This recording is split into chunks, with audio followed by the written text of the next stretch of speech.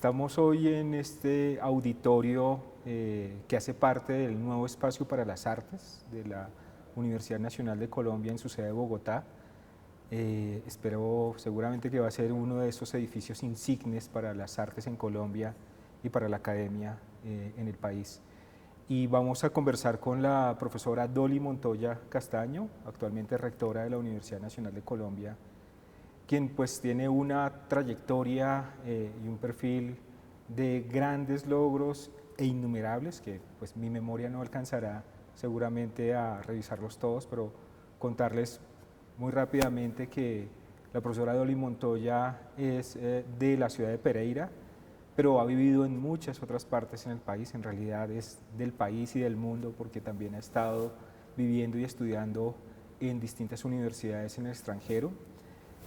Es madre de 2 hijos, Mónica y Mauricio, y abuela de 4 grandes personajes, sobre todo una niña que es campeona de natación.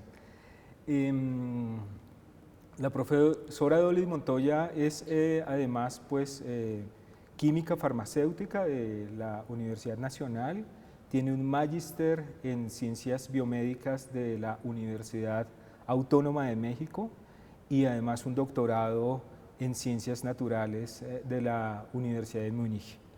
También tuvo que hacer y tuvo una oportunidad muy importante al hacer una estancia postdoctoral en la Universidad de Sussex en Inglaterra sobre políticas de ciencia en el Instituto SPRU, que es el más reconocido en el mundo sobre estos temas.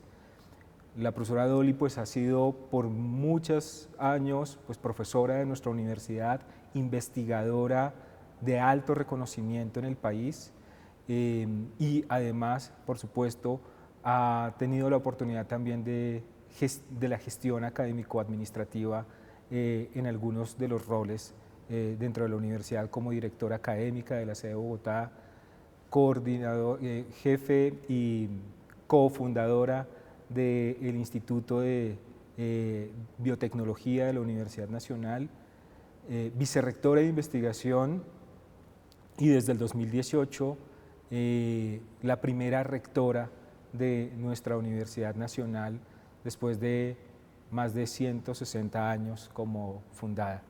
Entonces va a ser una conversación muy amena, muy tranquila. La profesora Dolly Montoya conoce la universidad desde hace mucho tiempo, desde pequeña, pero queremos también hablar con ella sobre su visión de país. Entonces, profesora Dolly Montoya, bienvenida y muchas gracias por este tiempito y este espacio. Bueno, muchas gracias, Gustavo, por esta entrevista y gracias también a Unimedio de nuestra universidad, que siempre está pendiente de lo que hacemos y que es la forma como nos comunicamos con los colombianos. Así es, profe. Profe, pues yo le voy a decir profe porque así es como... ¿Cómo me llama todo el mundo? Como la llama el como mundo. Orgullosamente a mí me gusta que me llamen. Gracias, profe. Aprovechando que estamos en este espacio tan bonito, yo no lo conocía, estamos estrenándolo, sé que usted hace más o menos un par de semanas lo inauguró junto con toda la comunidad académica de la Facultad de Artes, también vino el ministerio, la ministra de Educación. La sede de Bogotá también. La sede de Bogotá, por supuesto, el vicerrector de la sede de Bogotá y todo su equipo.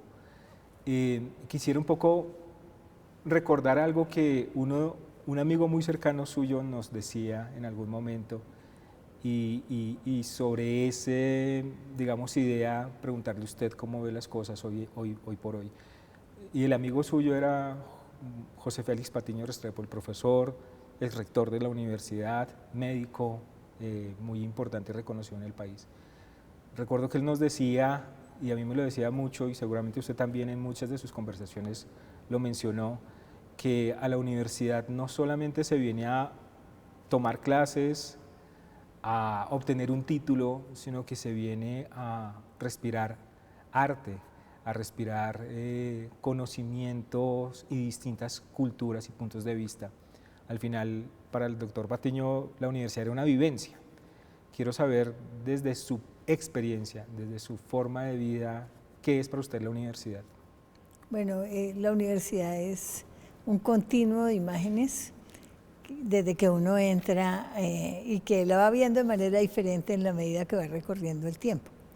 Pero hablando con el doctor Patiño, pues porque a él también le mostramos el programa que íbamos a presentar en el 2018, como a todos los miembros del Consejo Superior Universitario, y lo que le decíamos es que la universidad en general, la universidad en el mundo, ha estado muy en la gestión del conocimiento interno y la gestión del conocimiento implica la docencia, la investigación, la extensión, el trabajo interno, digamos, y algunas veces aproximaciones a empresas o algunos proyectos productivos, pero en ese momento la universidad tiene que trascender a la sociedad. Entonces, no solamente es la universidad que gestiona conocimiento al interior de la universidad, sino la universidad que se proyecta al país,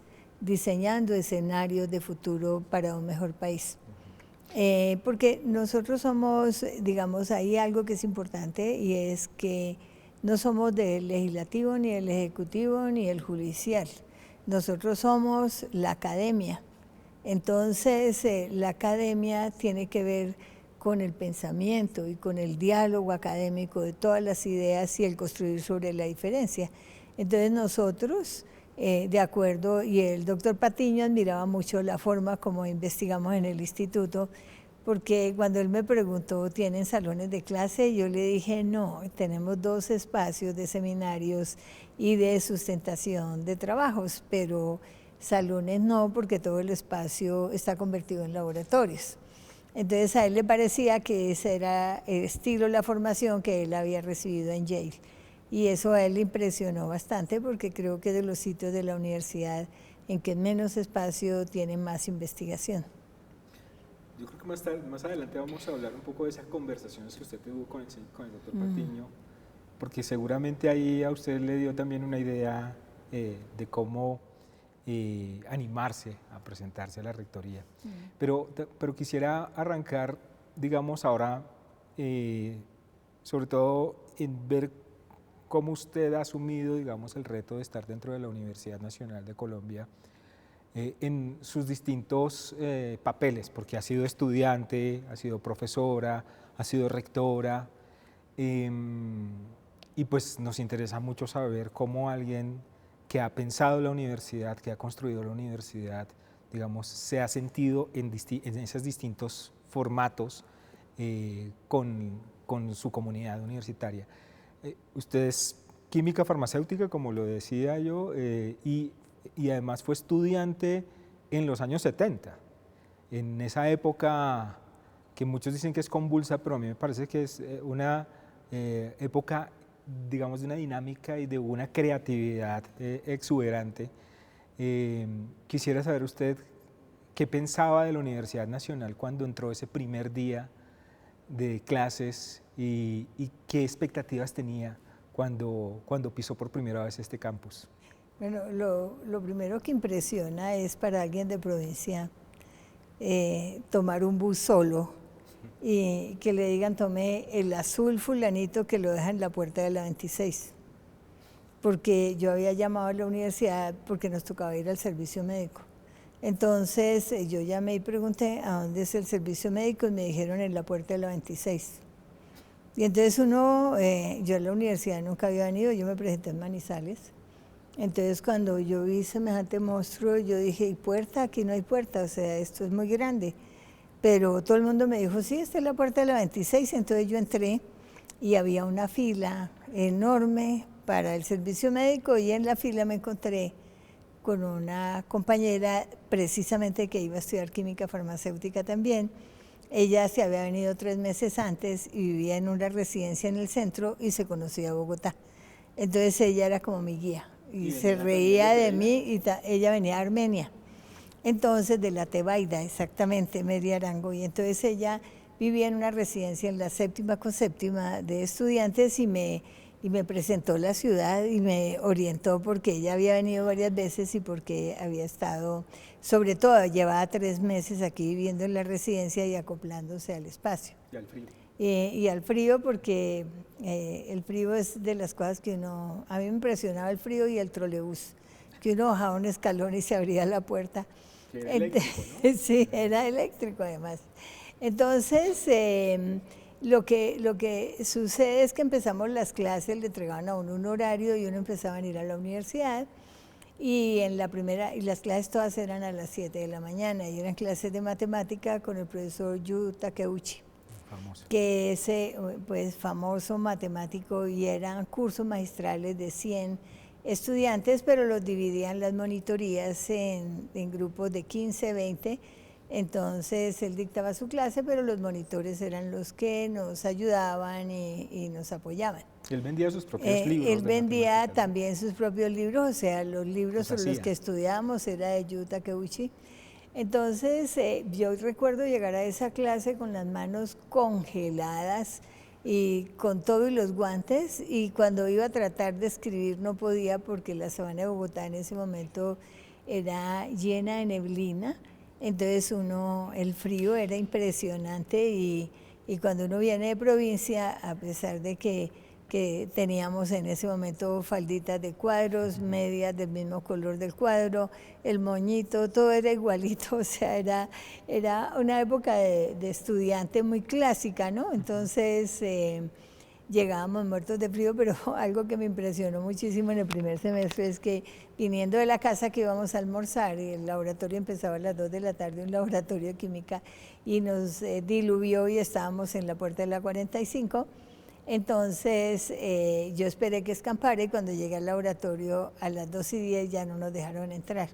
Entonces dijo el profesor, aquí el laboratorio empieza a las 2 de la tarde, ya tienen una falta, así que váyanse. Y con 2 faltas se perdía el laboratorio durante el semestre, o sea, le tocaba a uno si tenía 2 faltas, entonces era el primer día de clase, el primer laboratorio, y luego no podíamos perder ni uno en todo el semestre. Eso era muy, muy, muy bonito también porque aprendimos que en los pueblos todo el mundo se refugia. Cuando llueve, en Bogotá no. En Bogotá llueve, truena, relampaguee, tenemos que llegar a tiempo a todas partes. Eso es una buena enseñanza. Eso me causó muy buena impresión también, pero al final mucha angustia porque con otra pérdida ya no podíamos estar. Pero, y en ese momento, ¿por qué decide usted venir a la Universidad Nacional y además estudiar química farmacéutica? ¿Hay alguna influencia en su familia o en el colegio? No, lo que pasa es que en el colegio sí teníamos laboratorio de química y tenía un maestro de química muy bueno, se llamaba don Antonio, y él nos motivaba y nosotros le hacíamos de monitoras con bata blanca, que era lo que más nos gustaba para poder hacer las prácticas, pero él sabía a quién le gustaba y a quién no. Entonces él se preocupó mucho por seguirme y por orientarme en qué quería, y pues había química pura en la universidad, química farmacéutica, ingeniería química, y yo la decisión la tomé básicamente porque en química farmacéutica hay más, digamos, es más biológica que reacciones químicas, que procesos químicos. Entonces por eso decidí que química farmacéutica era una carrera, por decirlo así, claro que ahora no pienso igual, me parecía más humana. Sí. Entonces por eso escogí química farmacéutica y luego llegué a la universidad en una época muy difícil, pero muy feliz. O sea, porque llovía toda la literatura en la universidad. O sea, llovían los textos de Mao, de Marx, de Engels, las 5 tesis filosóficas de Mao, las alineaciones de los estudiantes con todos esos movimientos internacionales. Estaba muy de moda el comunismo y el socialismo y el debate entre si socialistas o comunistas, y se formaron 1000 grupos en una discusión ideológica muy rica porque no era la consigna, era estudiar a fondo en grupos de estudio. Además teníamos algo que era muy lindo, que era la historia de Colombia, la historia económica de Colombia. La historia económica de Colombia de Tirado Mejía. Sí, de Tirado Mejía, que hoy es el editor de la quinta época de la revista. Y yo lo llamé cuando llegué a la rectoría porque a mí me impresionó lo que yo leía cuando era estudiante de Usted él. leía a Mao Zedong Sí. y a Tirado Mejía. Entonces aquí competía Tirado Mejía con todos los movimientos de izquierda. Y como éramos de provincia, vivíamos en apartamentos, niñas venidas yo llegué a unas residencias que llamaban autogobernadas de la universidad, pero cuando construyeron las residencias al interior de la universidad, entonces yo me fui a un apartamento con varias niñas, pues que ya éramos más, que habíamos compartido en autogobernadas, que éramos afines, que podíamos pagar un apartamento y que podíamos avanzar, y eso nos sirvió muchísimo porque pudimos movernos fácil. O sea, yo digo, ahora es mucho más difícil porque hay mucho más peligro en las calles. En ese momento bajábamos, digamos, del teatro Jorge Eliezer Gaitán, que era donde había de todo, y también bajamos de las peñas y bajamos de las discotecas, de la salsa, de todo, en patota hacia la universidad, y todos vivíamos repartidos alrededor de la universidad, es decir, digamos en varios barrios alrededor de la universidad, y nos bajábamos en combo y los muchachos iban dejando niñas y ya al final pues llegaban los que vivían adentro de la universidad. Entonces la ciudad era una tertulia, y este teatro donde estamos hoy de la Facultad de Artes, aquí nació el Teatro El Búho de Bogotá y nació el Teatro del País. Entonces eso fue algo impresionante porque yo estudiaba química farmacéutica, pero los viernes me venía con bata y todo oliendo al laboratorio al Teatro de Artes. Había teatro, había danza, había eventos culturales, o sea, era muy rica, a veces cine, el cine negro francés que ponían en el IPAR. Entonces nosotros nos volvimos, tomábamos cursos también de apreciación musical en la Facultad de Artes, en el conservatorio. Entonces nos volvimos pues aficionados a toda la parte de la cultura, y entonces uno llegaba a las 9 de la noche a estudiar todas esas materias, farmacología, farmacotecnia, farma, todo eso, y matemáticas, que siempre me gustaron desde chiquita. Y realmente fue una vida demasiado rica, porque no era la consigna, no era el grito, no era la violencia por la violencia, era el ansia de conocer qué pasaba en el resto del mundo. Y luego posteriormente ya fui a Moscú, a Leningrado, estuvimos en Pekín tratando de hacer un trabajo con la Universidad de Pekín, en Corea del Norte, o sea, en Corea del Sur, después que empezamos a ver cómo se va moviendo. Entonces, en esa etapa de estudiante yo recorrí a través de los libros todas esas civilizaciones. Pero cuando ya era profesora, a través de la biotecnología, recorrí todos los mismos sitios con todos los países de lo que hemos leído, y era otra cosa, ya se había transformado, empezaba a entrar el capitalismo en China, se sabía qué negocios eran privados y cuáles eran del Estado por el tipo de atención.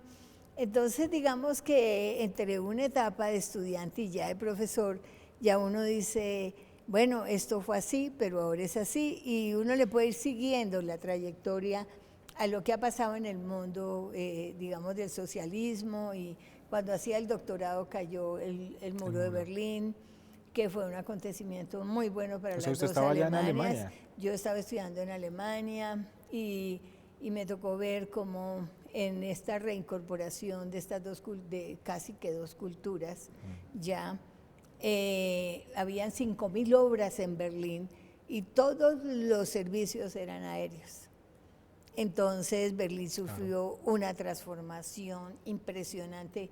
Cada que yo voy a Alemania voy a Berlín, porque yo sí vi lo que era el Berlín. La misma estación de tren que era la que tenía Leipzig era otra cosa. Entonces, ¿qué creo que a través de la biotecnología, de mi historia en la universidad, va pasando uno otra vez eso que vivió de estudiante y va llegando a entender cómo el mundo evoluciona y cómo es dinámico y cómo si nos congelamos nos quedamos. Y es como Alicia en el país de las maravillas, si tú no corres, te quedas. Te quedas. ¿Sí? Entonces tienes que correr. Entonces fue una etapa, mi época de estudiante, además me casé, tuve 2 hijos estudiando, me gradué con una niña de 5 años y un niño de 2 años y medio, cerraban la universidad. O sea. Ahí quisiera aprovechar este punto que usted está abordando en este momento con su familia y con sus niños, porque entiendo que a usted le tocó pues criar unos niños chiquiticos fuera del país mientras estaba estudiando además la maestría, y pues eso, digamos, como científico, digamos, usted hizo un poco ese éxito de malabar de poder tener bien organizada esa vida, digamos, en ese sentido. Pero, ¿cómo hizo usted para, digamos, de esa época de estudiante en los posgrados, con sus niños pequeñitos? Y en el pregrado también. Y en el pregrado también, bueno, no, entonces imagínese. Entonces, ¿cómo hace usted para poder, digamos, no desatender nada? Porque además, pues, su carrera como científica es muy importante. Sí, yo creo que en Colombia tenemos una ventaja grande, es que siempre podemos tener ayuda. Y los niños fueron desde muy temprano a la guardería también. Habían guarderías alrededor de la universidad, que ya me acuerdo de la guardería de Conchita, sí, y de Lilia, que era un jardín muy importante y se basaba en todos los principios del desarrollo de los niños en otros países. Y entonces yo pedía literatura porque uno siempre tiene miedo que uno es muy joven y no pueda atender, o sea, no pueda responder ante los hijos, y ellos me daban literatura. Y un día me preguntaron, ¿usted qué estudia? Y yo dije química farmacéutica, y me dijeron, pero yo pensé que era socióloga, educadora o algo, porque tanto interés, y era el mismo miedo de uno tan joven enfrentarse a la crianza de 2 hijos y no poder hacerlo bien. Pero fue muy lindo, y Gustavo, el tiempo, siempre que uno se programe bien, puede hacer lo que quiere. Tenía la luz bien puesta, sabía que quería estudiar, terminar mi carrera. Cuando terminé mi carrera no sabía que iba a ser biotecnóloga, simplemente yo conseguí empleo porque no quería volver a la universidad, porque yo dije, no, pero que yo me voy al mundo farmacéutico, y estuve de jefe de planta en el laboratorio farmacéutico, y después hice la dirección técnica de otro laboratorio, y aprendí que lo que quería era investigar. La industria me sirvió para que yo decidiera que mi profesión iba a ser científica. O sea, ahí tomó la decisión de ir a la universidad. Ahí tomé la decisión de que yo tenía que estudiar. No, yo ahorré durante todo mi trabajo en la industria, que ganaba súper bien, y ahorré una buena parte para irme a estudiar la maestría. Entonces, porque en ese tiempo no llovían las becas, no, era el que salía era como algo diferente. Entonces eso era muy difícil. Pero luego pues logramos todos, en ese momento todavía estaba casada, irnos todos para México, y esa fue una etapa demasiado dura porque allá no tenía familia, no tenía apoyo, no tenía nada. Y entonces me las tenía que arreglar con la señora que cuidaba el edificio, para que yo dejaba la comida hecha y todo para que atendiera unas horas los niños mientras llegaba alguno de los dos. Y luego, pues bueno, terminé mi maestría en la UNAM, con una exigencia terrible, porque en ese momento las maestrías eran doctorados, eran de 3 años, era un año propedéutico, 2 años de curso. Yo logré hacer en 2 años la maestría, no en 3, y luego ya me vine y venía con la idea de hacer el instituto. No era profesora de la universidad, no tenía empleo, no tenía nada. Vine a colocarme como investigadora, pero yo quería en la Nacional. Entonces, ¿por qué en la Nacional? Porque realmente la Nacional tenía investigación seria desde ese momento, y estoy hablando del año 80. 82. En ese momento el país no tenía mucha investigación en ese momento el país no, nosotros arrancamos con biotecnología Yo recuerdo que el primer año que yo llegué hice como, sin exagerar, cada semana 2, 3 conferencias de biotecnología y dictaba mis clases en unas horas, cuidaba a mis hijos, pero también daba conferencias de biotecnología y vendimos la biotecnología en todo el país. Entonces eso fue algo también muy bonito. De pronto volvemos a su época de líder estudiantil, pero quisiera cogerle el hilo de su papel como profesora. Entonces usted llega aquí más o menos en 1980, 82. Empecé en el 82. Como profesora. Y ahí crea este grupo interdisciplinario de investigación en biotecnología. Y lo que siempre me ha gustado escucharle hablar a usted sobre todo de esa actividad a través del seminario de investigación, que hasta hoy se reúnen todas las semanas. No han parado, ¿cierto? ¿O sí? Llevamos 42 años reuniéndonos todas las semanas los jueves de 8 a 9. En el libro de la historia de la universidad que salió en el sesquicentenario, usted junto con el profesor Gustavo Buitrago escribe en el capítulo de la biotecnología en Colombia. Y ahí recuerdo, yo lo retomé otra vez en estos días, recuerdo que ustedes dicen que el seminario arrancó con una pregunta. A mí me gustaría que usted, después de 42 años, volviera a contestar esa pregunta. Y la pregunta del seminario, la primera pregunta del seminario, según lo que comentan ustedes en ese capítulo, es que querían preguntarse cuál es el papel del material genético dentro de la célula. Sí, digamos, había muy poco de biología molecular en el país. En la universidad solo teníamos un grupo de medicina que trabajaba en biología molecular, pero apenas empezaba. Y estaba llegando el profesor Basserman, que también apenas empezaba en ese momento a instalarse en el INS. Y nosotros pensamos que conocer la célula era el artista de la biotecnología. Era por ahí. Y que el material genético iba a ser la forma como habla la célula consigo misma también. Porque en el material genético pues está el ADN, luego se vuelve ARN, proteínas y metabolitos de la célula.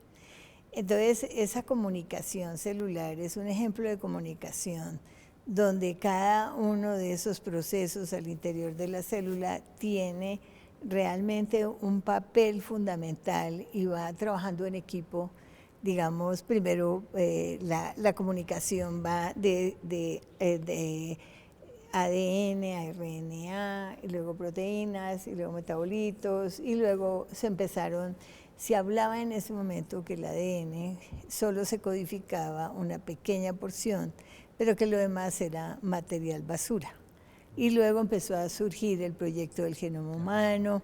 O sea, nosotros empezamos mucho antes que surgiera el proyecto del genoma humano, solo cuando la biotecnología iba en los productos de primera generación, o sea que era con células completas, producir antibióticos, aminoácidos, etcétera. Luego los de segunda generación fueron los que empezaron a involucrar transformaciones genéticas, porque como decía Strayer en su libro, el ADN codifica las mismas bases, las mismas 4 bases, codifica desde la sonrisa de un niño hasta una flor, porque dependiendo de la organización también se define cuál es el organismo. Y entonces el ADN habla muchísimo de lo que es cada uno de los organismos.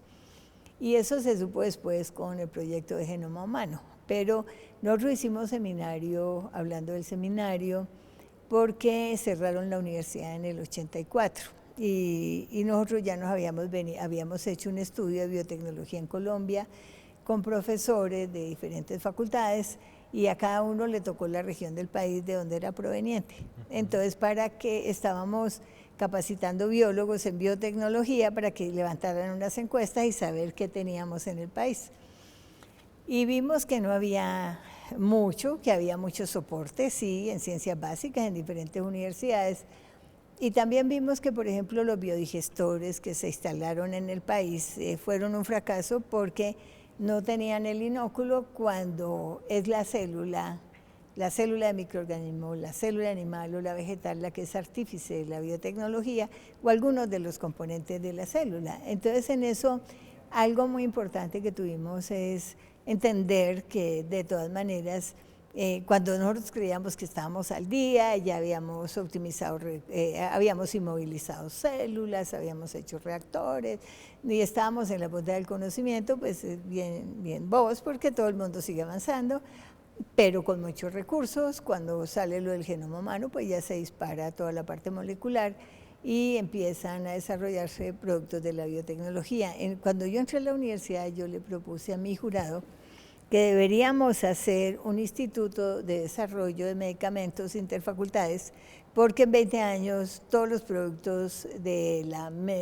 los medicamentos iban a ser biotecnológicos. El jurado que le evaluó para entrar a como profesora. El que me dijo, pero no la vimos todavía en el departamento porque pensamos que si nos juntábamos con los ingenieros nos iban, o sea, pero de todas maneras nosotros hicimos el proyecto Interfacultades y definitivamente construimos un espacio aparte para no competir con las facultades y hacer lo que nadie hiciera.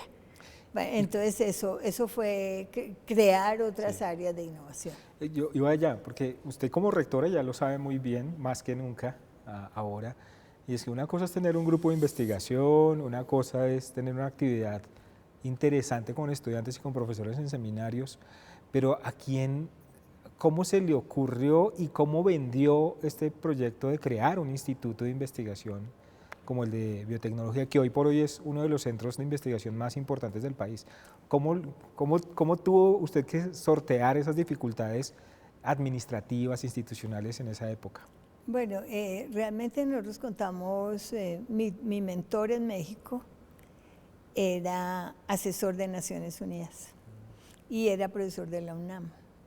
Y en uno de los cursos que yo tomé con él, nos hizo diseñar una planta de antibióticos a varios.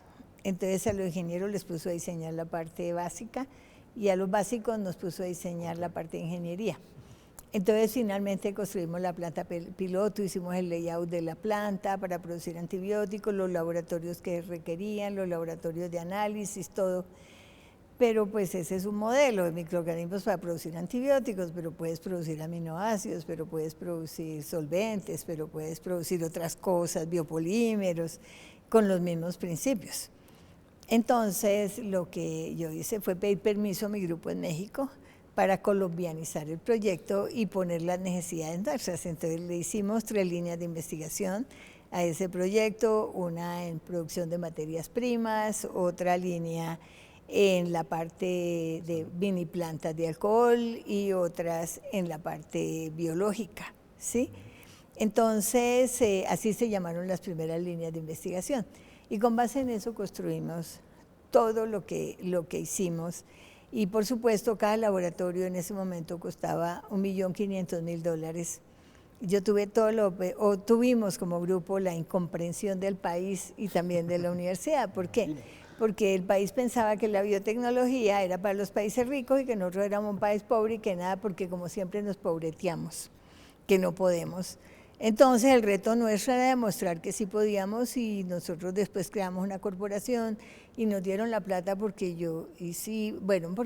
nosotros hicimos unos experimentos en el laboratorio de que podíamos extraer ADN, prácticas muy simples que hace 40 años eran un fenómeno en este país, que podíamos hacer todas las huellas, correr los genes, bueno, todas esas cosas que ahora son de combate.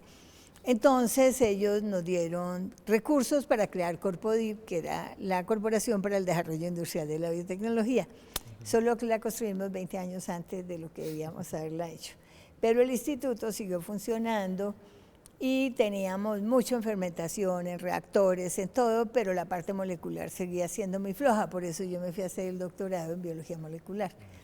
Y luego eso se volvió normal en el instituto, todos los laboratorios hacen biología molecular y nos toca hacerla necesariamente para todos los desarrollos biotecnológicos. Y ahí fuimos cada vez con todas las tecnologías de punta vamos avanzando, pero siempre en un contexto de resolver problemas de la sociedad. Pero desde el principio el Instituto de Biotecnología que ustedes pensaron y diseñaron tenía esa, digamos, capacidad de generar proyectos en las comunidades, en la sociedad, o al principio era una cosa muy científica de laboratorio, porque hoy por hoy, quiero que también me cuente un poco eso, cómo es que el instituto se volca a la sociedad a través de sus proyectos y a través de la primera spin-off que tiene la universidad también, a través del instituto, ¿no? La verdad, como empiezan las cosas sembradas, así se van dando. Nuestro grupo fue un grupo interdisciplinario de profesores de las facultades de Ciencias, Ingeniería, Medicina y Agronomía. En este momento, Ciencias Agrarias. Entonces, los decanos de las facultades son la Junta Directiva del Instituto está conformada por los decanos de estas 4 facultades. Es interfacultades. Es interfacultades de nacimiento, y la verdad es porque lo hicimos así. Porque nosotros sí queríamos que lo que hacemos en biotecnología llegara a las comunidades y llegara a la industria y llegara al país, y que el país pudiera desarrollarse con biotecnología. ¿Qué ventaja tenía este trabajo? Que es no solamente de áreas de ciencias, que es de donde nosotros provenimos, sino también teníamos a Gustavo y a otros profesores que eran de ingeniería y que tienen otro sentido más práctico de la vida. Entonces uno decía, yo quiero ir a la luna, y Gustavo decía, ¿para qué? Entonces, digamos, y también con medicina y también con agronomía, porque teníamos una línea de investigación que era de plantas, otra línea de investigación en la parte de salud ya para ese momento, y otra parte en bioprocesos que la hacíamos con ingeniería para escalar, etcétera. Ningún proyecto del instituto se hizo solos. Nosotros teníamos, primero pues éramos solo Gustavo y yo en el instituto, pero hacíamos nosotros un trabajo de coordinación, armados un proyecto de largo aliento con todos los profesores de las facultades, y era muy sencillo porque dividíamos responsabilidades y entregas y dinero. Entonces los profesores escogían si el recurso se iba a su facultad, lo ejecutaban desde su facultad, la parte que les correspondía, o si querían administrarlo por el instituto, que lo hacía la dirección académica de la sede.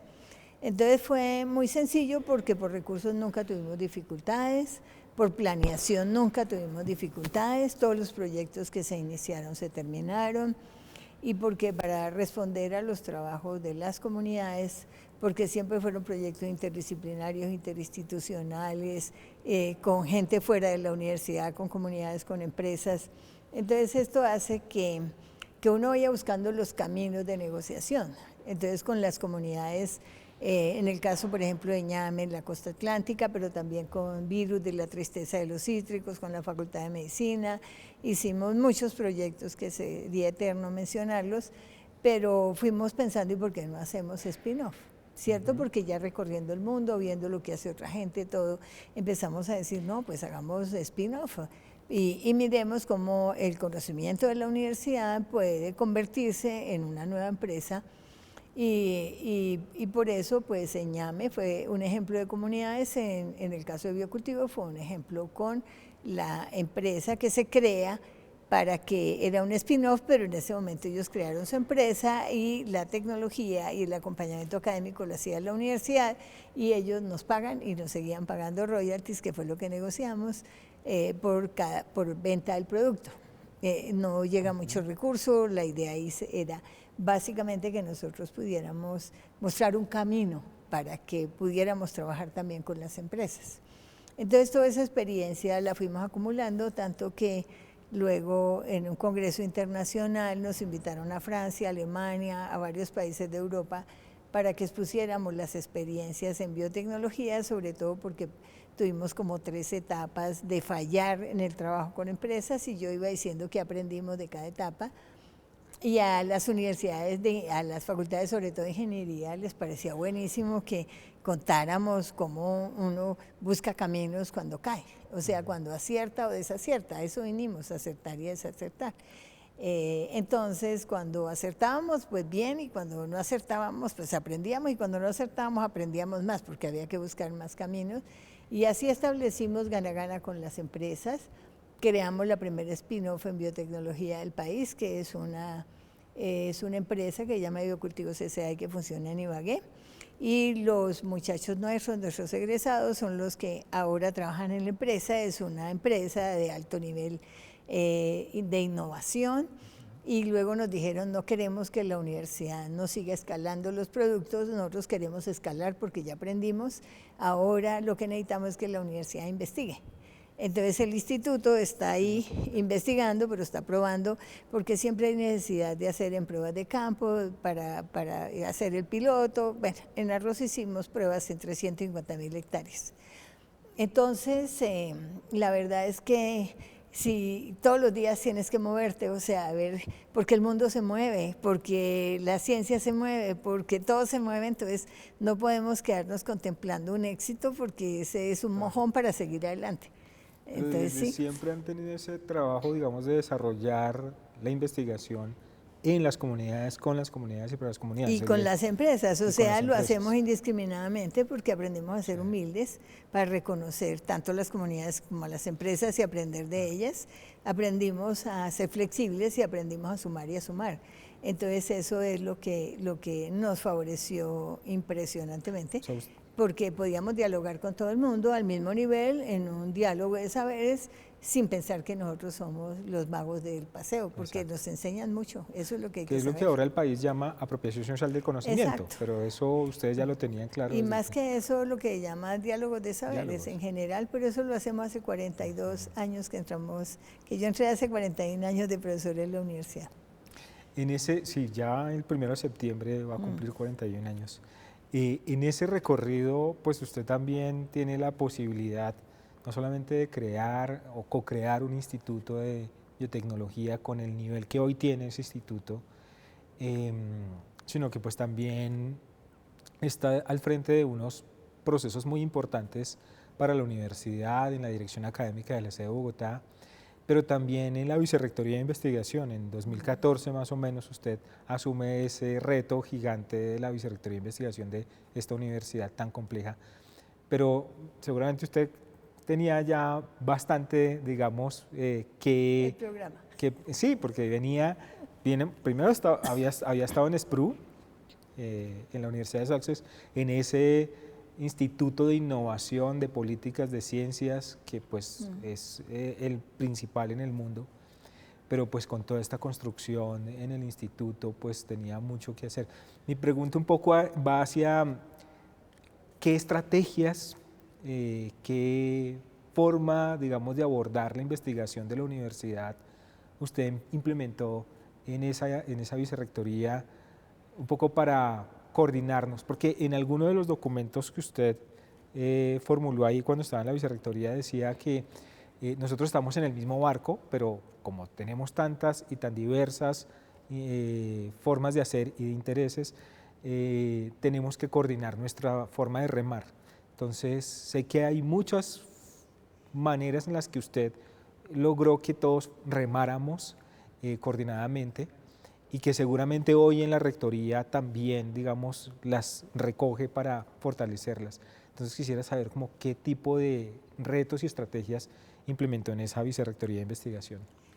Yo creo que cuando uno tiene una concepción clara de la universidad, de que la universidad es la universidad de la nación, que es el proyecto científico, colectivo y cultural de la nación, y sabe que la universidad debe moverse con propósitos, valores y acciones a través de la gestión del conocimiento, entonces uno sabe que la responsabilidad que tiene la universidad con el país es muy grande, porque somos la universidad del Estado y no nos podemos alinear ni con tendencias políticas ni con tendencias económicas, porque nosotros trabajamos por el bien común y esa es nuestra autonomía, trabajar por el bien común y que nos dejen pensar para trabajar por el desarrollo de esta nación.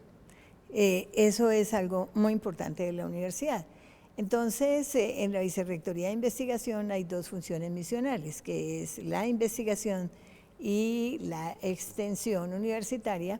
La investigación es la generación del conocimiento que está en el centro de la gestión del conocimiento. Si generamos conocimiento, podemos llover para la academia, para las clases, podemos llover para la innovación, para la proyección, para el trabajo en las comunidades, ¿cierto? Es la base del emprendimiento y es la base de que esta sea una sociedad del conocimiento. Hay que generar conocimiento y tenemos 6 áreas del conocimiento que tienen dinámicas diferentes. Entender eso es muy importante, porque creer que la universidad es homogénea es el peor error que puede cometer un rector de la universidad. Y creo que no lo he sabido, que crean que la universidad es homogénea. Entonces, en las artes hay unas dinámicas y unas formas de trabajo, también en las 6 áreas en general, las sociales, las humanas, las ingenierías, las agronómicas, etcétera, salud, que la universidad tiene todas las áreas. ¿Cómo establecer unas dinámicas que le sirvan a la universidad? Todos sabemos que han sido muy apoyadas las áreas STEM en el país, y la principal, el reto nuestro era cómo fortalecer esas áreas STEM, poder fortalecer la innovación también, pero al tiempo, cómo eso que llamamos la extensión o la comunicación con el país, vemos que somos parte de un sistema, ¿cierto? Donde están las empresas, el Estado, la sociedad civil, las comunidades, los ángeles inversores, y que si nos alineamos todos es cuando podemos formar la sociedad del conocimiento. De otra manera, cada uno navegando por su lado como venimos haciéndolo ahora y todo el mundo tratando de sacar pecho, eso no lo vamos a lograr.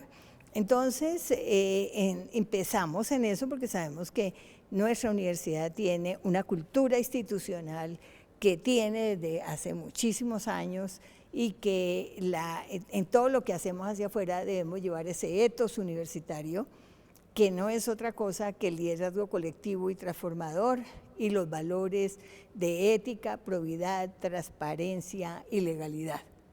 Si uno se mueve con esos valores, se mueve por el bien común, tiene que servir al país necesariamente. Entonces nosotros escribimos ese documento del barco en la Vicerrectoría de Investigación, más cuando salí y reflexioné sobre lo que era la Vicerrectoría de Investigación, y logramos crear algo maravilloso para las profesiones fundamentalmente, que fue la Escuela Permanente de Pensamiento Universitario. Porque las áreas STEM tenían su propio espacio, pero las artes y las áreas, las profesiones, no tenían un sitio de expresión. Entonces formamos la escuela con cátedras nacionales. Hoy ya este semestre tenemos 12 cátedras nacionales que se hacen entre la Vicerrectoría de Investigación y la académica juntos.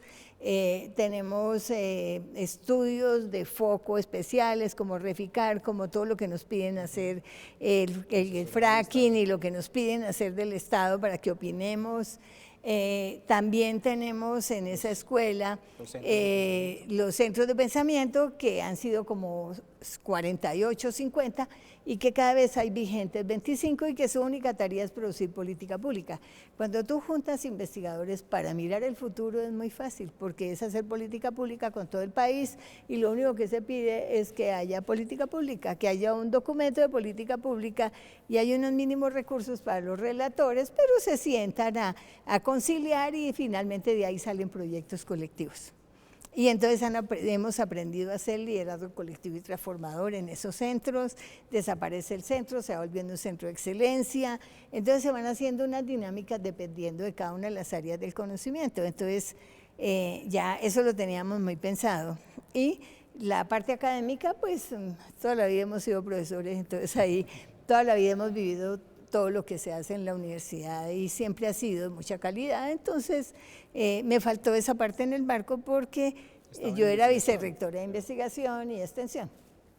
Pero luego que yo salí me puse a mirar todo eso, la experiencia del instituto, la experiencia de la vicerrectoría, pues yo hice un programa y me presenté, no para ganar, porque cuando yo entré a la universidad nunca pensé ser rectora. Yo lo que quería realmente era que ese pensamiento más integrador, más de liderazgo colectivo, más de cambio cultural, más de transformación digital como cambio cultural, más de armonización de las funciones misionales, que un estudiante de la universidad no es el que entra a un salón, recibe clase y se gradúa, sino que tiene estas vivencias universitarias, este teatro, el León de Grave, que tiene deporte, que tiene música, que tiene arte. Yo estudiaba aquí en que yo no sé cómo se llama, pero una plazoletica del conservatorio donde nadie iba en ese momento, un montón de escaleritas, y yo preparaba los exámenes ahí sola.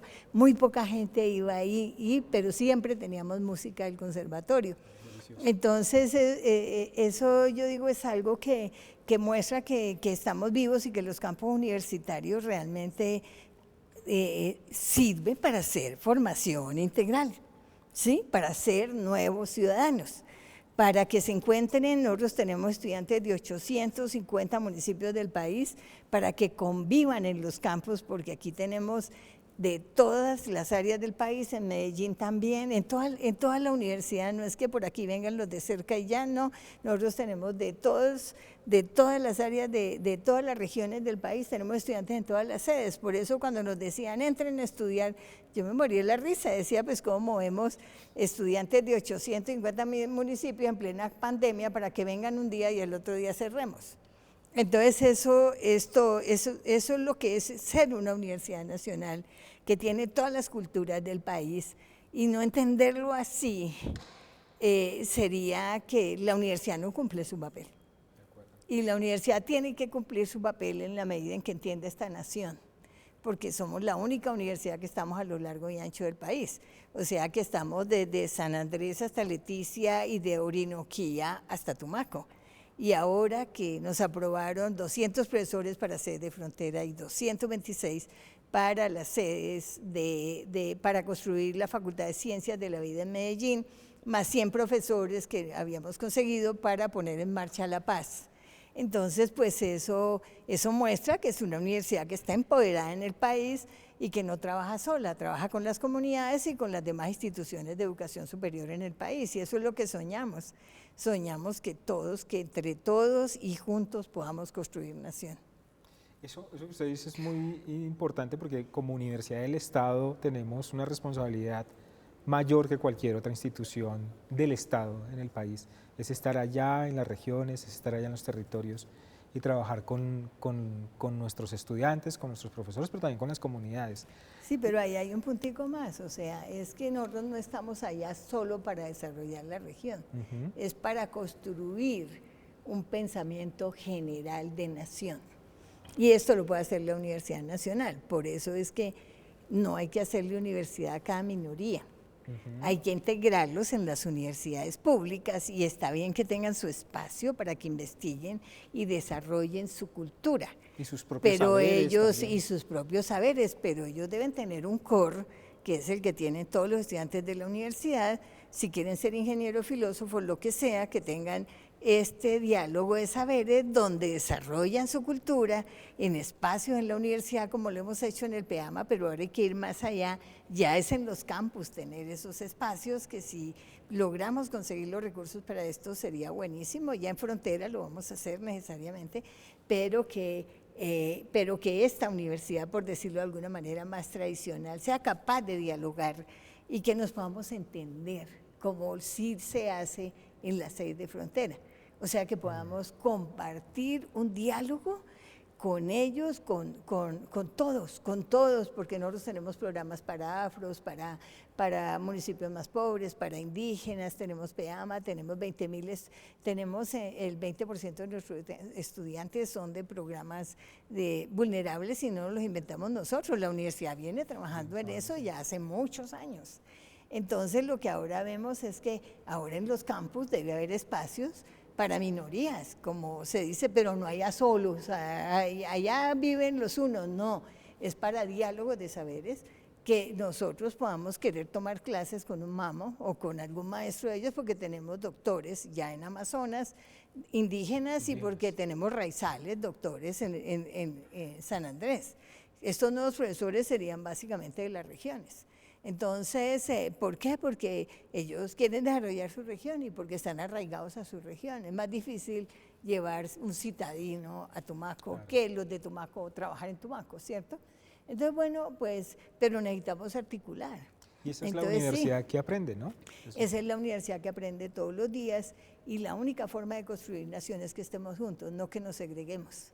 O sea, nos perdemos la oportunidad de esta riqueza de esta nación si nos divorciamos en pequeñas universidades regadas por todo el país, cuando podemos dialogar y estar en una universidad que ofrece unas carreras, y que también los indígenas han mostrado que vuelven a su comunidad y aplican todo lo que aprendieron en la universidad, igual todos los afros, todos los afrodescendientes, toda la gente que estudia en la universidad, porque también hay una cosa, Gustavo, es que nosotros tenemos estadística.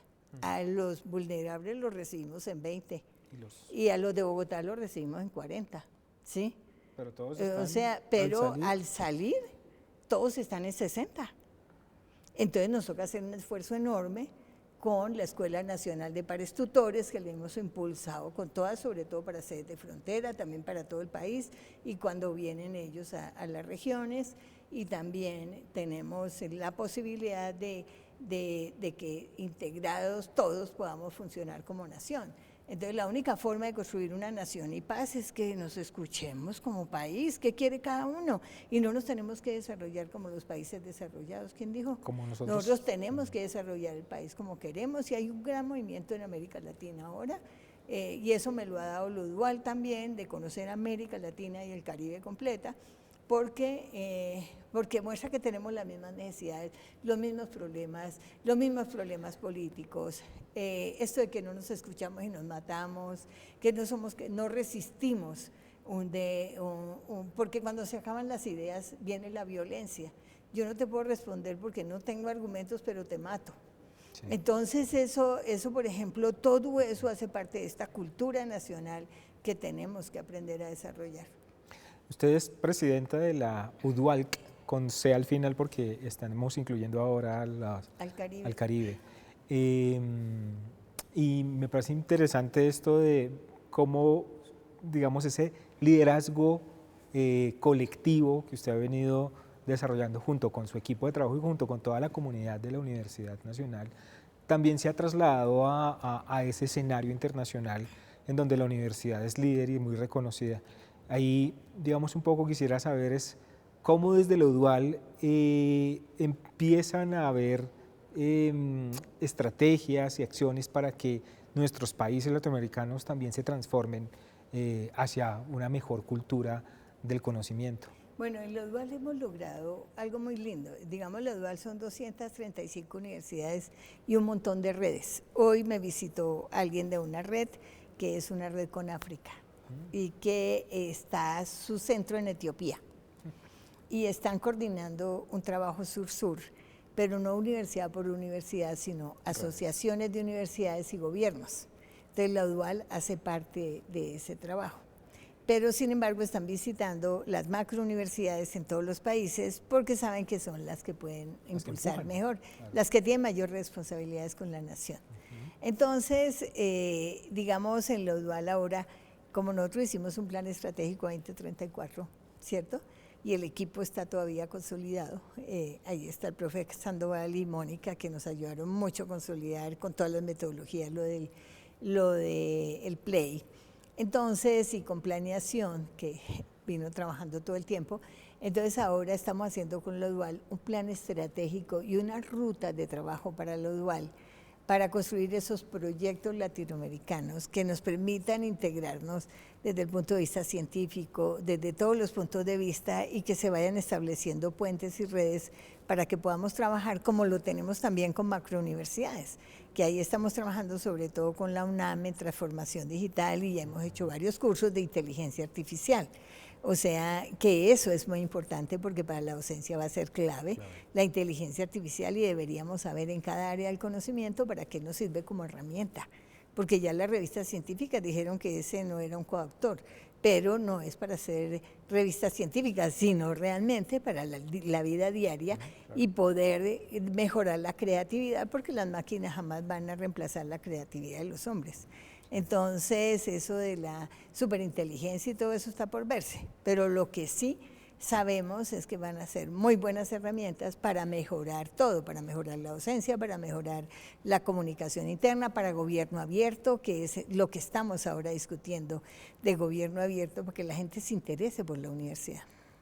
Y ahí, en esa universidad que se piensa desde lo dual, pero que también se piensa aquí desde la Universidad Nacional con sus periodos de rectoría, sobre todo, quisiera preguntarle cómo respondió la universidad, su comunidad ilustrada, a ese reto tan grande que tuvimos de la pandemia, del cierre, de esas cuarentenas, y sumado a eso, pues toda la movilidad o los movimientos, digamos, sociales de protesta en esos últimos 2 o 3 años que hemos tenido, digamos, de conflictos y de convulsividad, digamos así.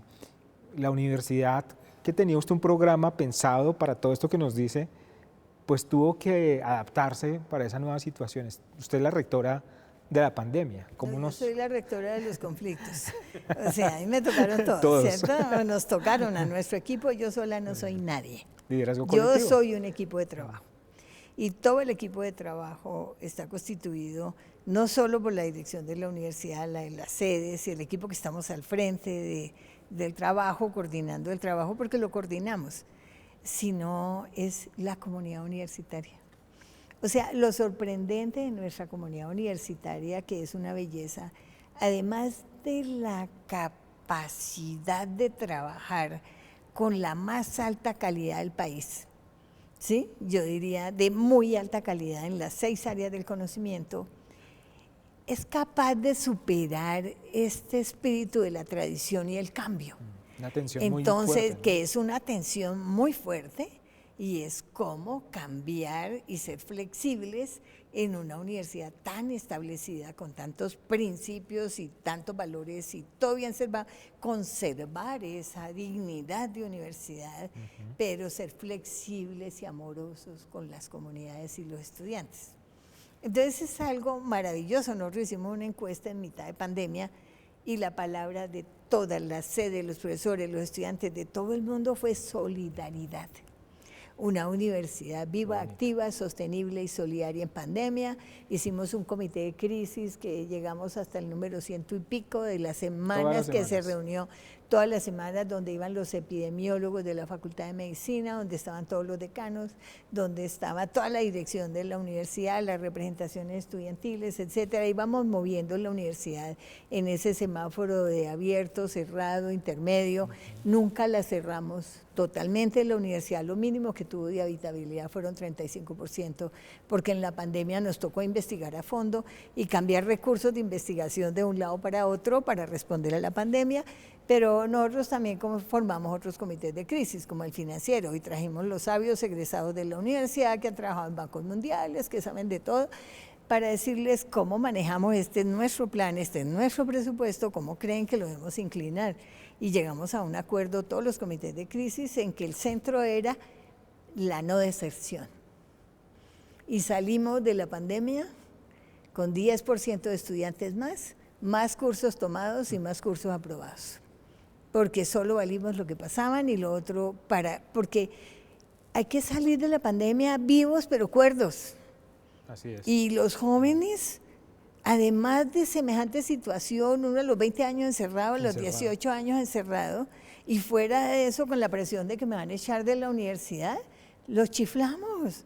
O sea, ahí sí que la salud mental hubiera sido peor. Si ahora tenemos dificultad en salud mental, no tuvieron presión académica, escribieron lo que quisieron, pasaron lo que quisieron, solo se contabilizó lo que pasaron. Porque yo confío en mis estudiantes y nosotros confiamos en nuestros estudiantes, en que están aquí para construir país y para aprender. Y por eso esa confianza en los estudiantes y sobre todo en los profesores. En los profesores. Que como es posible, un profesor que está acostumbrado a ir a la universidad, en la relación diaria con el estudiante, me llamó un profesor de Derecho y me dijo, no hermana, ¿y ahora qué hago? Y yo le dije, profe, saque todo lo que usted escribió, mándelo por adelantado a sus estudiantes y discuta por el internet, como lo hace toda la vida, con los estudiantes. Y luego me llamó a los 6 meses y me dijo, he escrito 2 libros y estoy feliz que no vuelva a la presencialidad. Porque él encontró el método, cierto, de poderse comunicar también de manera muy clara con sus estudiantes. Profesores que hicieron unas cosas maravillosas. Realmente nuestra comunidad es una comunidad muy linda. Digamos, es resiliente, es constructiva, es propositiva. Al principio de la pandemia, eso es como el duelo, como comprar el pasaporte, a aceptar, ¿cierto? Porque primero uno dice, no puedo creerlo, entonces nadie creía en eso. No, pensamos que iba a ser para y que iba a ser una semana y no más. Después, la rectora tiene la culpa, entonces yo era la culpable de todos los males de la humanidad. Después, entonces viene la otra etapa del duelo, que es aceptarlo, y después saber cómo nos enfrentamos a él. Y ahí, en ese enfrentarnos a él, que no pasó más de una semana, porque los 7.500 cursos los pasamos al internet por lo menos, decimos que no virtuales, pero a clases de internet. Pasamos de 10.000 personas que estaban comunicadas al internet a 80.000, y habíamos hecho unas previas negocios con Amazon y con Google para que nos trataran igual que las universidades públicas en Estados Unidos. Pero luego, si teníamos más gente, nos iba a ir mejor, entonces entramos eso al SUE y apoyamos también al SUE, a las universidades públicas, para que eso lo participáramos entre todos. Entonces, fíjate que esto hace eso, la comunidad de la universidad, es que el rector que piensa que lo hace solo, no. Se aísla. Se aísla porque nosotros, si es un conflicto político, llamamos a los politólogos. Si es un conflicto de salud o si tenemos problemas de salud, llamamos a los que saben del tema. Si es que necesitamos algo de arte, llamamos a los artistas. O sea, nosotros nos rodeamos de este conocimiento, de esta universidad, para hacer liderazgo colectivo y transformador. Entonces hemos hecho cosas maravillosas en transformación digital con la comunidad. Hemos hecho muchísimas cosas. Tenemos todavía un rezago tecnológico que estamos tratando de superar y que creemos que pronto lo podremos estar ya superando y transformando completamente la obsolescencia de la universidad. Ya tenemos una parte de los recursos para el 35%, estamos pidiéndole al gobierno el resto y creo que lo vamos a lograr. Seguro que lo vamos a lograr. Entonces, digamos que todo esto es comunitario.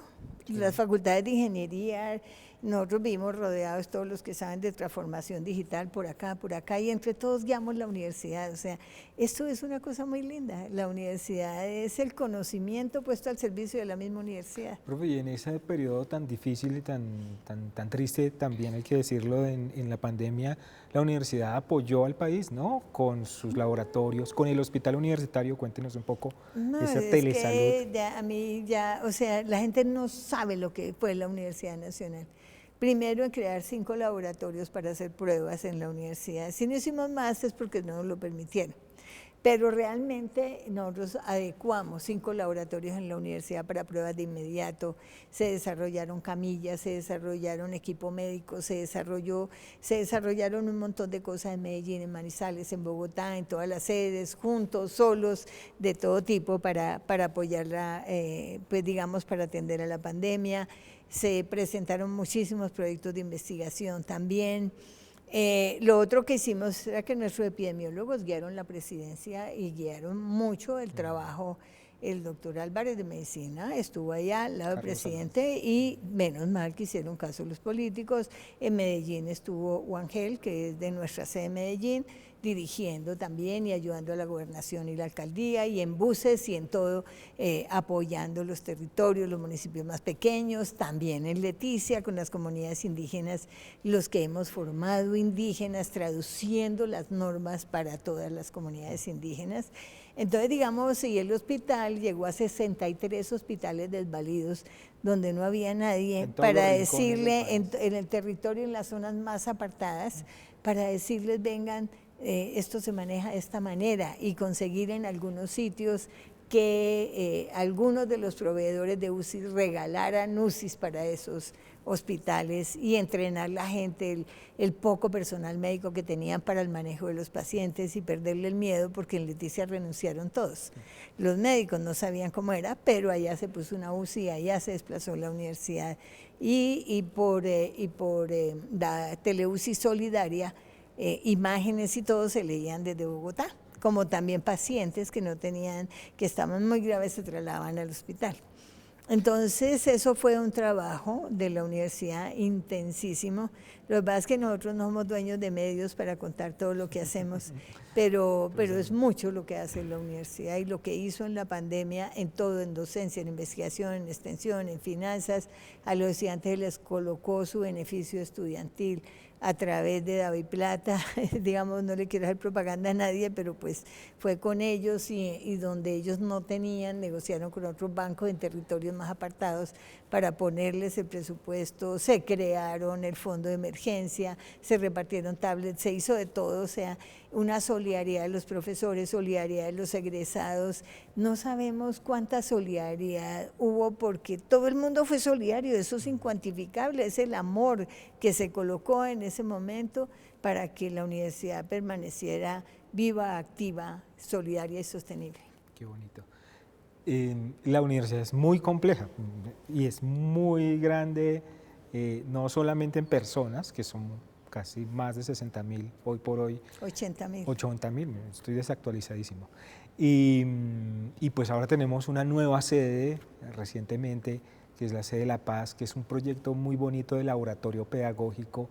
A mí me gustaría un poquito como hablar, que usted nos contara un poco sobre eso, qué es ese proyecto académico que se está desarrollando y que está floreciendo en la sede de La Paz. Bueno, la sede de La Paz era un proyecto viejo que traía la universidad y viejo de las gobernaciones anteriores. Y que consistía, unos rectores compraron el lote, todo el mundo, otros dijeron, crearon la sede.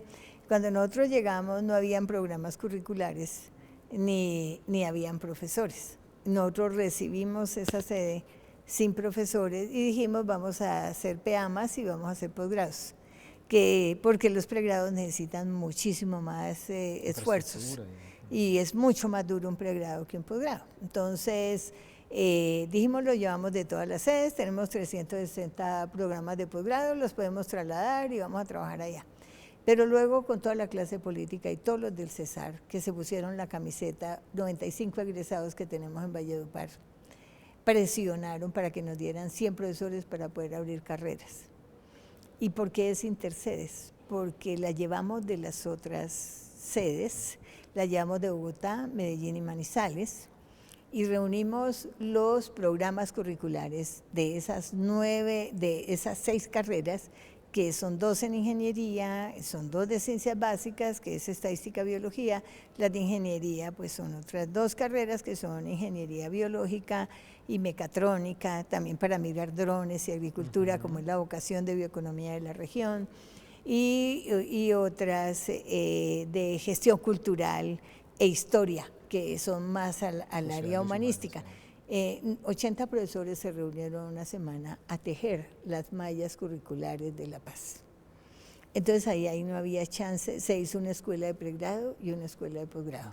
Entonces ahí no tienen chance de repetir clases, que hay 20, si se necesitan varios grupos es diferente, pero en La Paz no se repiten cursos, no redoblamos esfuerzos. Entonces cada materia se hace durante un mes, concentrados.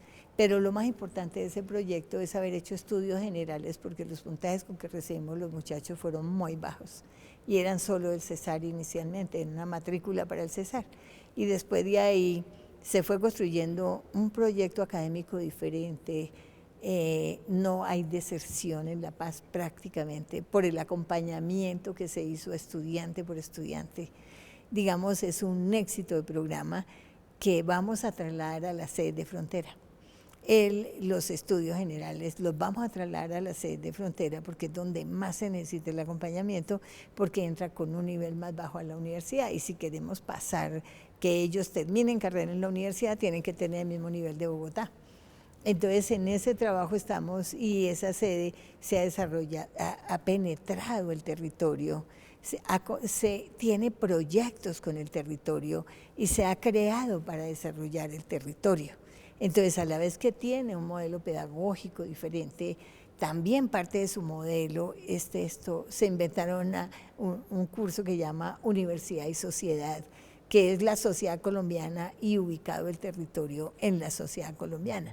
Entonces, La Paz tiene todo por innovar y ha sido un ejemplo de innovación académica en la universidad que vamos trasladando y ampliando, porque el modelo Intersedes lo que dice es que cada cosa buena que sucede en una sede la compartimos con las otras sedes. Otro ejemplo de esto son los laboratorios de inteligencia artificial, porque se desarrollaron en Medellín el laboratorio STEM, y ahora con artes también, STEAM, ¿cierto? De las ciencias básicas, la ingeniería y el arte, para que se pueda trabajar con la comunidad, porque el trabajo con las comunidades se hace de diferentes ángulos y de diferentes áreas. El trabajo en las comunidades no se puede hacer monodisciplinar, tiene que ser transdisciplinar. Entonces, tienen eso, pero Bogotá diseñó las áreas de aulas de ideación y las aulas 360 de laboratorios para simular laboratorios. Ahora hicimos un solo paquete y lo estamos llevando al resto de las sedes.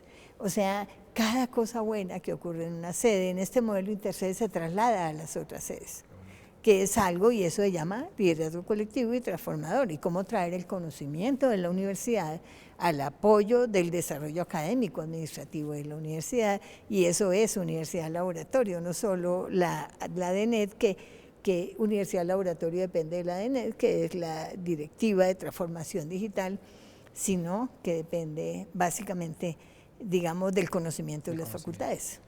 En esa misma complejidad, sé que usted cuando, en el 2018, cuando fue designada rectora de la universidad, implementó un método muy novedoso para nosotros como universidad en el empalme, digamos, recibir, digamos, toda una universidad de esta magnitud, pues es un reto importante. Esa manera, quisiera un poco que nos contara cuál fue ese método y sobre todo qué le permitió ver de nuevo que ya no conocía de la universidad con tanta experiencia a través de esa manera de recibir un empalme tan grande con distintos grupos de trabajo. Bueno, nuestros empalmes son un grupo académico de la universidad entrega, otro grupo académico de la universidad recibe. Aquí como no hay partidos políticos, sino, bueno, académicos. Pues los académicos que ponen un programa, uno entrega, el otro recibe. Entonces le pedimos a 80 profesores de toda la Universidad Nacional que nos acompañaran en el empalme y formamos 13 comisiones de empalme. Unas empalmaron el nivel nacional para mirar finanzas, todo lo que hace la dirección nacional, y otros para empalmar todas las sedes. Entonces cruzamos unos profesores con otros y juntamos profesores que nunca se habían visto y con una metodología muy fácil, que son esos DOFA, ¿cierto? Para mirar qué faltaba sobre todo, y de dónde estábamos y para dónde íbamos, y construir un programa de 60 días para poder iniciar el trabajo que nosotros estábamos haciendo. Sin parar la universidad. Sin parar la universidad, sino siguiendo el camino. También les dijimos que el hecho de que participaran en las comisiones no los iba a hacer directivos, aunque muchos directivos salieron de las comisiones. Pero fue muy bonito porque la gente se dispuso, y además hicimos luego una reunión en el Auditorio León de Grave y todas las comisiones coincidieron en decir que la universidad estaba computarizada pero no digitalizada, que no había una comunicación entre las sedes, que cada sede vivía aislada. Entonces yo lo que saqué de ahí, realmente yo conocía más o menos eso y el Hospital Universitario y Unisalud, porque me dijeron una buena, una mala, Unisalud se va a quebrar, el Hospital Universitario así como está se mantiene, pero solamente si hacemos la expansión el hospital va a tener vida a futuro. Entonces eso te va dando unas pautas enormes, además de que en la campaña hemos hablado, y el primer día que yo me posesioné hablamos de que las artes volverían a vibrar en la Universidad Nacional, y eso hemos hecho, ¿cierto? Entonces realmente en ese proceso que fue de construcción colectiva, pues hemos avanzado muchísimo, porque lo que hemos venido haciendo, en ese momento me acuerdo que me dijeron los profesores, ay, no queremos estar en sus zapatos. Es mucho problema el que teníamos problemas de las artes, teníamos el problema de la falta de infraestructura en Palmira, teníamos el problema de salud, teníamos el problema con el hospital universitario, teníamos problemas en la sede de Bogotá, muchísimos edificios que hacían falta, en Tumaco también estaba, pues había que resucitar Tumaco, apenas empezaba el programa, en la sede de Frontera teníamos dificultades, entonces creamos equipos para todo, para mirar sede de Frontera, para mirar artes, para mirar esto, para cada equipo trabajando y coordinando desde la dirección de la universidad estos equipos para avanzar durante 5 años, y hoy podemos decir que todo eso que habíamos prometido lo estamos haciendo. O sea que ya por lo menos quedan montados. El hospital, es que la gente cree que el hospital es un render, pero realmente el hospital, primero el proyecto académico, que es lo que hemos impuesto siempre, para empezar una obra se necesita saber qué se va a hacer en ella, qué comunidad la va a habitar, cómo la va a desarrollar, para qué un elefante blanco. Entonces, pues se hizo el proyecto académico. En cierta medida Arte ya lo tenía porque había hecho el diseño y el prediseño y el concurso del edificio. De esa parte ya la tenía la Facultad de Arte, eso no estaba, por ejemplo, en Medicina, en las Facultades de Ciencias de la Salud, que ahora trabajan juntas. Entonces, 113 profesores hicieron el programa del hospital y nosotros hicimos todo lo que pudimos para avanzar y tenemos hasta el plan de regularización, los estudios de transporte, ambientales, etcétera, pero llega un momento en que tienes que estructurar ese proyecto y conseguirle financiación y poner quién lo va a manejar y cómo. Entonces, ahorita estamos trabajando con una organización que se llama la Financiera de Desarrollo Nacional, que estructura proyectos estatales y que el dueño es el Ministerio, casi 60% del Ministerio de Hacienda. Entonces, cuando tú tienes un proyecto de esa envergadura, en la Facultad de Artes tenía antes 11.000 metros cuadrados, acabamos de entregar 17.500 y van a tener 23.000. Sumado todo ese espacio, es más que los últimos 3 edificios que se han construido en Bogotá, que fueron el de aulas de ciencias, el de enfermería y el de ciencia y tecnología, que suman 20.000 entre los 3. Entonces, si seguimos sumando, el hospital era 4 veces la Facultad de Artes, con 10 veces más complejidad, porque es toda la parte de salud que tiene que ver con la formación y con el paciente. Entonces, se necesitaba un poder de esa estructuradora que estructura metros, que estructura muchos 5 o 6 hospitales, estructuró también para dejarlos un proyecto viable y sembrado, que no sea una quiebra para la universidad. Es como dejarlo sustentable. Entonces lo vamos a dejar en un momento en el que ya casi que se abre la convocatoria, que se abra la convocatoria y se escoja quién es el ganador para operar el hospital, ¿cierto? Pero ya tenemos el diseño médico-arquitectónico, ya hicimos…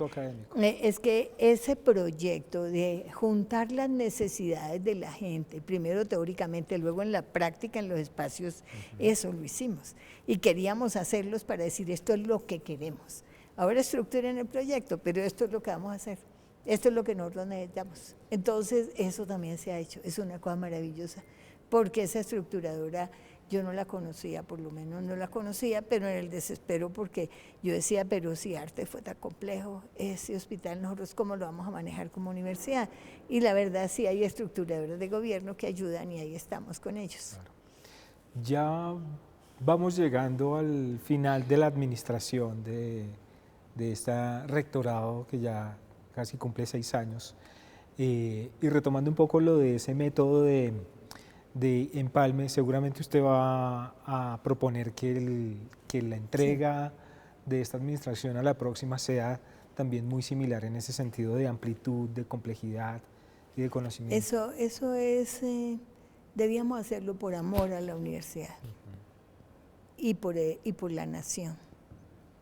¿Por qué? Porque cuando tú te desprejuicias de que no eres Adán ni Eva, entonces vas construyendo sobre lo construido. Y tenemos un plan estratégico que construimos toda la comunidad, 2034. Un play donde todos queremos ir hacia allá. Y eso fue producto de 4 años de trabajo, mejor dicho, 3, 4 años de trabajo, de foro, de acuerdos, de convenios, de todo, en el que estamos de acuerdo para dónde vamos. Entonces ya un nuevo rector, no importa que le haga énfasis de esos 4 ejes fundamentales, va a seguir avanzando sobre ese camino. Entonces, lo ideal para la universidad sería que se construya sobre lo construido. Nosotros dejamos muchas semillas montadas, pero no alcanzamos a desarrollar muchísimas, o sea, no alcanzamos a cortar la cinta, pero como no nos importa cortar la cinta, ni ponemos nombres en ningún edificio nuestros, porque nadie hace nada solo, eso es de la comunidad universitaria. Entonces, nosotros lo que queremos realmente es que este trabajo que se ha hecho con dedicación se analice por lo menos, pero que no se meta en un cajón. Sí. Entonces vamos a dejar muchas cosas planteadas y queremos hacer un empalme a fondo para que el próximo rector tenga éxitos más tempranos. Y así cada uno va a poder tener cosas más temprano también y poder ir construyendo para dejarle a los otros y no pensar, yo no lo alcanzo a hacer, entonces ¿para qué me meto? Porque hasta el último día vamos a estar trabajando y haciendo cosas. Digamos, sé que su propuesta rectoral era muy ambiciosa, que se han cumplido muchas cosas, pero seguramente hay cosas que quedan por hacer, pendientes. Hay cosas que no se ven, pero conseguir, en este momento llevamos conseguidos 526 profesores para la Universidad Nacional, 100 de La Paz, 200 para la sede de Frontera, 226 para la Facultad de Ciencias de la Vida en Medellín. Eso es algo que eso no lo tenía la universidad con una planta congelada desde la Ley 30 hasta hoy, y está bien, el gobierno nacional dijo sí, pónganlo tanto en el plan de desarrollo como en el adicional, pero quienes votan son los congresistas. Sí. Y duramos 5 meses en el Congreso, hablando uno a uno con los 280 parlamentarios, y nadie votó en contra de los proyectos de la Universidad Nacional. Unisalud estaba en quiebra, hicimos un estudio actuarial y nos dio el estudio actuarial que solo había 2 formas de defender a Unisalud, como también a la red de las 10 universidades y universidades públicas que tenemos salud, y es que pudiéramos recibir el aporte de beneficiarios cotizantes y segundos empleadores, o sea, los beneficiarios, el esposo, la esposa, y los segundos empleadores cuando un profesor lo nombra ministro y pueda seguir en Unisalud y el recurso y cotice a Unisalud, o sea, aunque no esté activo en la universidad. Entonces, eso se logró hacer un fondo de emergencia para defender a Unisalud este año y que no se quebrara. La universidad colocó un recurso, lo aprobó el Consejo Superior, hoy salió la resolución también de que ya desde el día que se aprobó la ley, tiene la ADRES que entregarle los recursos a la Universidad Nacional y ya hay una nueva pila para la Universidad Nacional. Entonces, pero lo que quiero decir es que si no hacemos el trabajo con los 280 senadores, hay gente que no le gusta meterse allá. Sí. Pero si no nos metemos, no conseguimos lo que queremos. Y nosotros... Y somos la Universidad del bien Estado, claro, nosotros navegamos con bandera blanca, nosotros no trabajamos con tendencias políticas ni económicas, somos la Universidad del Estado y la seguridad de la universidad está en su neutralidad. De acuerdo. Entonces somos absolutamente neutrales y trabajamos por la educación y por el bien común. Y por eso nos tienen confianza, porque no estamos arrodillados a ningún partido político ni a una tendencia económica tampoco. Y eso merece el respeto de una institución, y en el Congreso no respetan, y yo diría que nos quieren porque salió limpiecito todo lo que presentamos. Con probidad. Con ética, probidad, transparencia y legalidad, y nunca nos pidieron nada a cambio. Fue una cosa muy bonita que tengo que agradecerle a todos los parlamentarios también. Qué bueno, profesora. Pero yo insisto, ¿qué cree que todavía que le faltó, que se propuso? Es que y que nosotros nos propusimos 4 cambios culturales muy profundos. Los cambios culturales son de décadas y de mucho tiempo. Sí. Y un cambio cultural profundo es la armonización de las funciones misionales. Es cómo nosotros podemos armonizarlas en el estudiante, no en los aparatos burocráticos de la universidad. Y creo que ahí nos falta mucho por entender qué es eso de armonizar las funciones misionales. Eso nos diferencia de tener una llamada universidad que solo tiene pupitres, clases y profesores y reparte diplomas, porque nosotros hacemos formación integral. Entonces, y armonizar las funciones misionales es formar integralmente a los estudiantes. Entonces, eso nos falta todavía profundizar, aunque en un libro que vamos a sacar de experiencias significativas, podemos mostrar que sí, muchos aspectos ya se hacen, y el lenguaje y ha cambiado en la universidad. Ya, cómo recoger eso, ya lo estamos evaluando con experiencias transformadoras al interior de la universidad. Bajar la paz de los escritorios a los territorios, y toda esa parte era tan importante entender que no nos podemos seguir quedando hablando de la paz, sino haciendo la paz y tejiendo teorizando, paz. teorizando. Es que ya estuvo bien y la inteligencia se mide por hacer ideas realidades. Eso todavía falta, yo creo. También falta la concepción, reconceptualizar el bienestar, para que no se hable de bienestar pensando en que deme, esta sociedad es de dar y recibir, y de incluir y de no segregar. Ahí todavía nos falta mucho por entender, que todos tenemos que aportar y que nadie tiene obligación de mantener a nadie, que nosotros debemos construir juntos y dar las herramientas para que los estudiantes en medio de su formación puedan sentirse libres ganándose unos recursos para que puedan vivir su vida de manera autónoma, no mendigando un bono para almorzar. Perdone que lo diga así, sí, pero ese cambio es muy profundo y tenemos que seguirlo dando.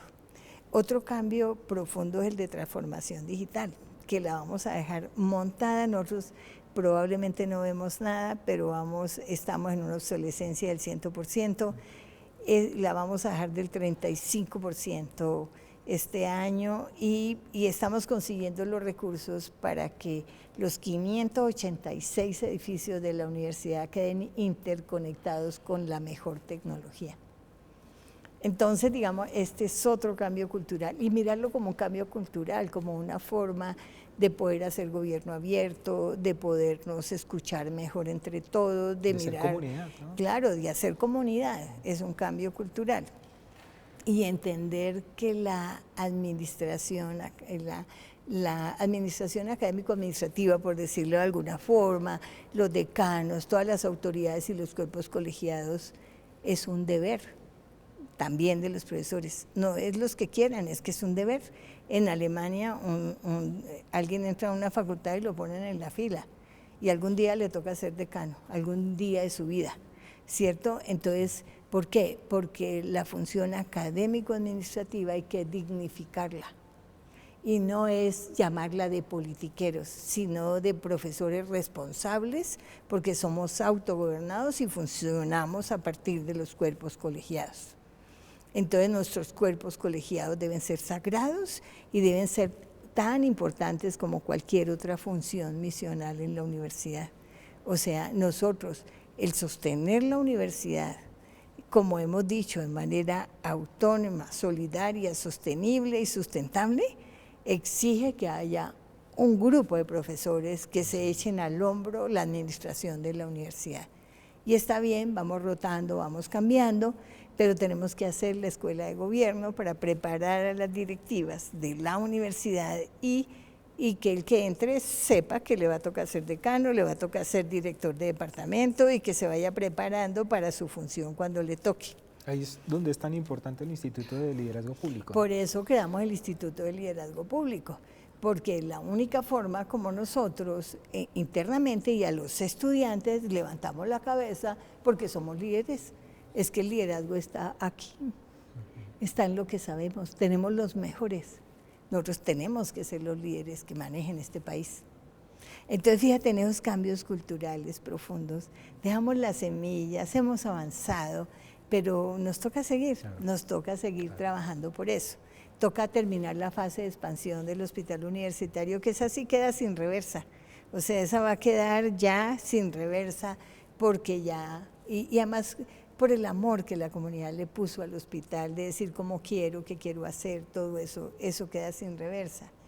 La gerencia la cambiamos, juntamos las tesorerías, pero nos falta cambiar el quipú y vamos a dejar estructurado por lo menos una primera parte del cambio del quipú. Entonces, digamos, porque el quipú se hizo en la época del rector Moncayo y eso ya está muy obsoleto, entonces nos toca pensar en una nueva forma y si nosotros ejecutamos mejor los recursos de los proyectos, de los profesores, de todo lo que tenemos en el campus, ese es el sueño. Yo como investigadora lo digo, el sueño nuestro era que pudiera ejecutar de verdad, o sea, porque era más difícil ejecutar que traer la plata.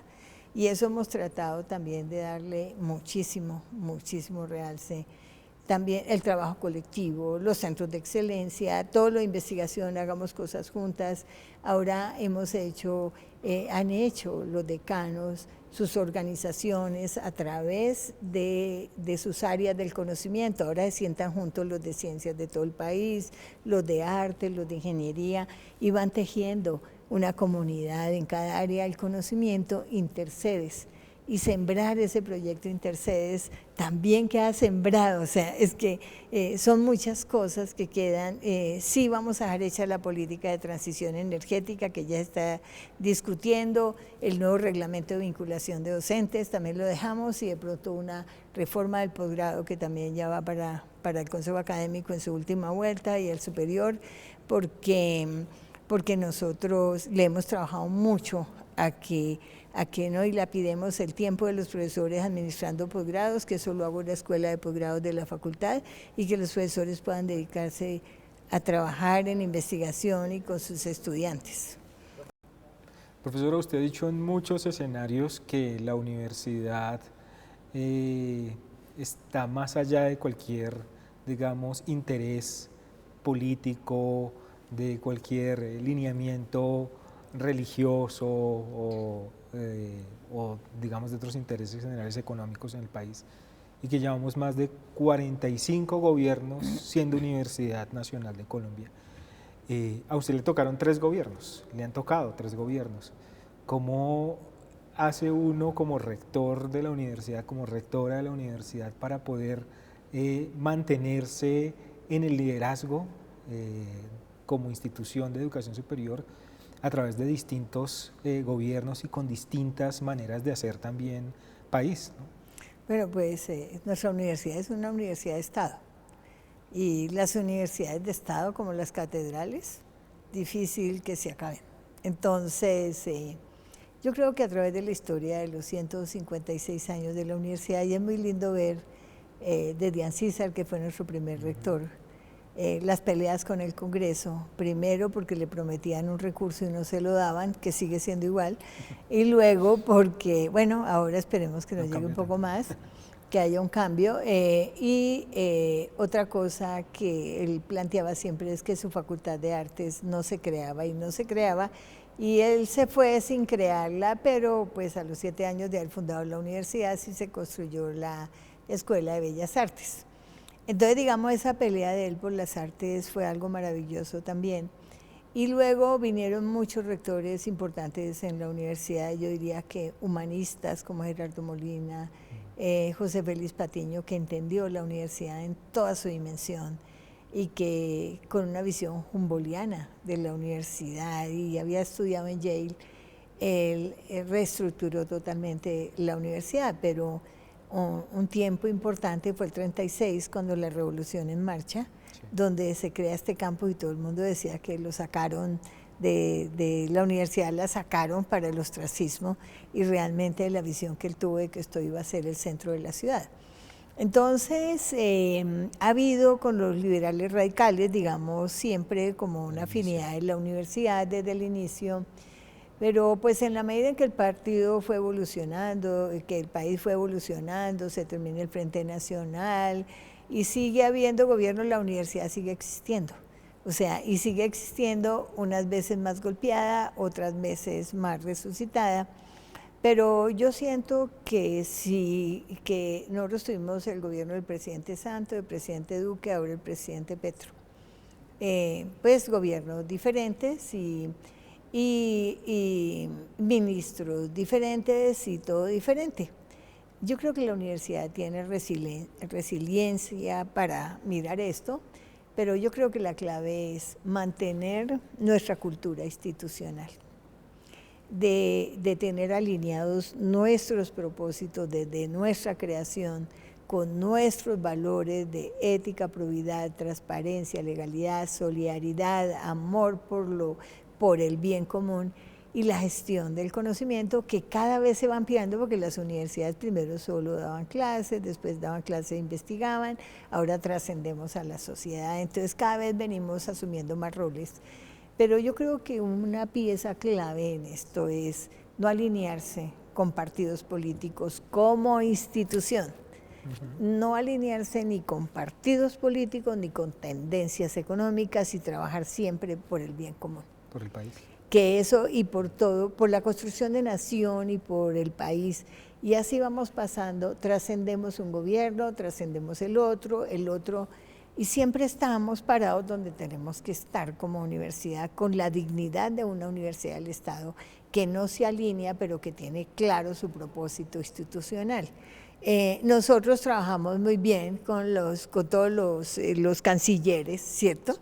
Para relaciones exteriores. En el gobierno pasado, por ejemplo, la canciller dijo: yo quiero trabajar en esto y esto, le llevamos los grupos de investigación de la universidad, fueron, hablaron la Cancillería y me dijo: usted me enloqueció, porque es demasiado. Voy a escoger unos, y le dije: escoja los que quieren, entonces y hable con ellos y cerca mira a de ver. 1000 grupos de investigación. Es que claro, cuando de 150 grupos de investigación, todo lo que pedían, nosotros íbamos diciendo: vayan. A ver, al principio los profesores decían: pero ¿cómo con la Cancillería? Pero todos los proyectos que nos propusieron eran trabajo en La Guajira, trabajo con comunidades, trabajo para hacer la parte científica, para hacer esos proyectos que hacía la vicepresidenta pasada, que era de ciencia abierta, y trabajar, digamos, con otras universidades en el exterior, etcétera. Pues eso nos conviene a las universidades, nos conviene sobre todo. Entonces sí sabe uno cuál es su plan. Ahora tenemos nuestro play. Ahora lo que hacemos es hacer todo lo que nos alimente el play, ¿sí? Y lo hacemos con el gobierno que esté, porque nosotros crecemos como universidad. Ahora, entre más distancia tengamos y más seriedad mostremos y más claros seamos en la comunicación, más respeto tenemos también y podemos seguir ejerciendo nuestro trabajo. Entonces no hay que ir a lagartear, no hay que hacer nada de esas cosas, solamente pararse con el conocimiento a trabajar por el bien común. Nosotros no tenemos que hacerle los planes al gobierno, pero nosotros sí podemos aportar a planes de gobierno, porque nosotros tenemos nuestro propio play, y ese es el que nos rige. Y para allá va la universidad. En 2034 tendremos otra universidad, ¿cierto? Eso es lo que aspiramos también. Mejor universidad, más calidad, porque cada vez tenemos que ir mejorando y creciendo, porque al final a esta comunidad la liga un hilo muy importante, que es la armonía, y es la evaluación continua y el mejoramiento continuo. Y esta común unión nos permite vivir en paz, y lo que nos falta todavía es aprender a vivir en paz y a compartir, porque cuando uno trata de lucirse individualmente se aísla, y cuando el ego es más grande que uno, y que si se tira del ego se puede matar. Entonces el problema que hay es que uno pierde de vista la institucionalidad, porque está luchando por su ego, no por la institución. Entonces esto de ser humilde es sabiduría. No es que yo soy humilde y soy bobo, soy sabio. Si soy humilde, soy sabio, ¿sí? Pero no al contrario. Entonces es algo que es muy importante. Y yo creo que eso pasa también con todas las relaciones que tenemos externas. Somos humildes, tenemos conocimiento, ponemos distancia, la que necesitemos, pero somos amables y tenemos buena comunicación y no nos sentimos más que nadie ni menos que nadie. Entonces se establece una relación de colombianos, de unos y otros, donde nadie es enemigo de nadie y todo el mundo tiene su rol para cumplir. Profe, usted es la rectora número 44 de esta institución y es la primera mujer rectora. Y no me perdonaría terminar esta conversación sin preguntarle qué cree que ha cambiado en esta universidad con 43 rectores hombres antes y con una visión de mujer al frente de la institución. ¿Cuál ha sido el cambio que ha tenido esta institución? Nosotros trabajamos con amor y alegría. Y a mí no me da pena decir que los quiero a todos y de recibirlos con una sonrisa y un abrazo, porque hacemos liderazgo colectivo y transformador, y todo el equipo directivo, hombres y mujeres, damos la vida por la universidad. Entonces digamos que lo que yo creo es que hay menos pugnacidad, incluida la dirección de la universidad, y que eso hace que nosotros podamos dialogar mejor y no estemos prevenidos el uno con el otro. Entonces, tenemos encuentros, por supuesto, porque uno no puede tener un equipo igual a uno. El equipo es sumar saberes diferentes, temperamentos diferentes, y a mí un día un vicerrector me dijo, ¿tú crees que hacemos liderazgo colectivo y transformador? Y yo le dije, sí, porque cuando yo los veo, me leo en cada uno de ustedes. Y yo sé que eso que no me gusta de ustedes es lo que yo tengo. Entonces, pues uno va cambiando. Y de eso se trata. Cada uno es único e irrepetible, pero cada uno tiene mucho que aportar. Entonces, decir cuál aporta más o menos es muy difícil, porque cada uno está ejerciendo su función con amor y alegría y construyendo por la universidad y mucho compromiso. Entonces, a la mesa de la rectoría llega, eso es un asadero de chicharrones, digo yo, de los más grandes que ya no tienen solución, llegan a la mesa de la rectoría. Entonces eso, pues hay que solucionarlos con amor y alegría. Entonces, de todo tipo, porque es una comunidad de 80,000 personas donde alguno firma mal, hace mal, nos mete en un lío de Contraloría, todas esas cosas, y nos mete como universidad, porque eso es lo que tenemos que saber. Nosotros no evaluamos bien lo que hacemos y la universidad se mete en problemas. Y con 2 hallazgos ya no podemos contratar con el Estado.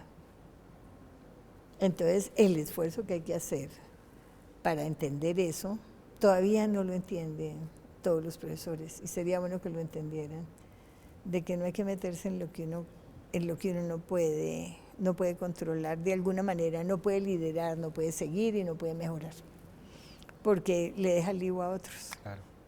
Y en eso nos hemos pasado el 25% del tiempo, cubriendo chicharrones. Sí. Profe, después de esa experiencia como estudiante, que la hablamos, tan enriquecedora, tan sentida también, en donde usted no solamente viene a estudiar una carrera científica, sino que a eso le mezcla todas esas lecturas sociales, económicas y esa vivencia cultural. Y en ese trabajo como profesora de 41 años ya casi, constructora de la institución, cofundadora de un instituto de tan alta excelencia, vicerrectora, hoy rectora, ¿cómo ve en 10 años, si usted se traslada 10 años adelante, cómo va a ver, qué va a hacer la Universidad Nacional en 10 años? Y una pregunta adicional, ¿qué va a hacer el país en términos de educación superior y de investigación en 10 años? Aprovechando que hoy estamos en este proceso intenso e interesante de la reforma a la educación 30. Sí, ya hay muchos grupos de profesores trabajando en dejar la mejor ley 30 que podamos. Esperemos que lo podamos lograr. Estamos trabajando en el comité de crisis, tenemos 5 grupos trabajando, unos en gobernanza, otros en finanzas, otros en la parte jurídica, otros en profesores y estudiantes, los otros en bienestar. O sea, hay de todas maneras grupos trabajando en la universidad. Y lo primero que hicimos fue definir un documento con las 4 universidades públicas grandes de los principios que debía contener la Ley 30. Y hemos seguido trabajando en esos grupos y nosotros estamos construyendo ahora una especie de Ley 30 que soñamos en la Universidad Nacional, para apoyar al ministerio, para apoyar al país, digamos para entrar en la discusión de tú a tú, por decirlo de alguna manera, con argumentos académicos profundos, con cerebros profundos de la universidad, y hemos abierto una red, una plataforma para la participación de las unidades académicas básicas, haga de cuenta un plan de desarrollo, pero para la Ley 30 y para el país. ¿Cómo me sueño yo el país? Yo creo que no podemos ser ajenos a la inteligencia artificial, a la transformación digital, a este cambio cultural que vive el mundo y que han vivido muchos, pero que esta nos tocó a nosotros. Y es cómo nosotros podemos recoger esas nuevas, porque la inteligencia artificial no es más que recoger todo el conocimiento acumulado por la humanidad a través de la historia y volverla algoritmos, transformarla y hacer que nos queda más fácil ahora hacer todo. Pero generar conocimiento y ser creativo y soñar a futuro, eso es una cualidad que debemos mantener en esta época digital. porque las rutinas pueden acabarse con este tipo de tecnologías. Claro. Entonces nos toca formar de manera creativa a nuestros jóvenes. Y tiene mucho que ver con gobierno abierto y tecnología. Entonces yo digo que en un futuro no muy lejano la universidad va a tener una productora de conocimiento impresionante que se refleje en una nube, ese es mi sueño, para llegar a todo el país con formación de altísima calidad para los colombianos. Y estoy hablando de la universidad en general, o sea, que podamos levantar también todo el sistema público y el privado, porque todos hacemos parte de este sistema, para que no se quede ningún colombiano sin formación. Nosotros no tenemos que desarrollarnos como ningún país, pero esto haría que si educamos la población, acabamos con la guerra. El problema de la guerra es un problema de educación. Entonces, si las sociedades educadas cada vez tienen menos guerra, pueden tener presidentes locos que las enfrentan, pero por eso, porque educar en actitudes ciudadanas es en respeto por el otro. Nosotros debemos pasar a una etapa de no pugnacidad y de construir felicidad para todos, porque al final a eso vinimos, a ser felices. Y la felicidad no es una opción, es una obligación. Eso último creo que me sirve para hacerle la última pregunta, y si usted quiere hacer un comentario más, pues estoy muy contento de escucharla, seguramente los que están viendo esta entrevista también. Y es un poco con esa experiencia que usted tuvo como líder estudiantil en esos años 70, de tanta creatividad. Eso que, digamos, ¿qué le ayudó de esa época de estudiante a pensarse hoy la universidad como rectora? Y junto con eso quisiera que usted le diera un mensaje a los estudiantes, a nuestros estudiantes, no solamente los que tenemos ahora, sino los que van a empezar, las que van a llegar en los próximos años. Precisamente hay algo que es importante en esas organizaciones de izquierda y de esa época. Se fomentaba mucho la polarización y el odio, y la discusión era muy polarizante también, ¿cierto? Entonces, digamos, y también cuando yo hice mi maestría en México, los investigadores se peleaban muchísimo. Entonces yo aprendí de mi época de estudiante unas cosas muy buenas en esas organizaciones, que es la crítica y la autocrítica, de ser capaz de decir, en esto acerté y en esto no acerté. Voy a cambiar esto para poder acertar. Creo que esa eran los grupos de estudio donde empezábamos se llamaba crítica y autocrítica. Y ahí nos evaluábamos y todo el mundo sabía cuando el otro estaba diciendo mentiras o estaba disculpándose y no asumía a fondo su responsabilidad. Entonces, eso yo lo aprendí, pero también aprendí que odiar duele mucho, que la pugnacidad duele mucho, que destruir al otro es muy doloroso, que cuando uno se pone en los zapatos del otro, nos podemos comunicar. Cuando uno empatiza con el otro, se puede comunicar. Entonces, digamos, hay mucha gente que se quedó congelada en la historia y siguen siendo muchos ya grandes pugnaces, ¿sí? Pero no dieron el tránsito a esto de un liderazgo colectivo y transformador, porque ya mesías no existen, porque si cada uno no se empodera de su vida, no puede avanzar tampoco. Entonces, para mí fue muy formativo, muy formativo. Y muy formativo en el sentido de que también nos sentíamos un poco como abandonados, cumpliendo órdenes muchas veces, pero fuimos muy respetuosos, éramos los mejores estudiantes, había que ser el mejor estudiante para poder ser líder estudiantil. Entonces, en esa época había que ser buen estudiante. Entonces, digamos, es algo que se perdió en la universidad y que no necesariamente coincide con ser buen estudiante y ser líder estudiantil. Debería coincidir, porque son ejemplos de vida, se supone, de estos líderes.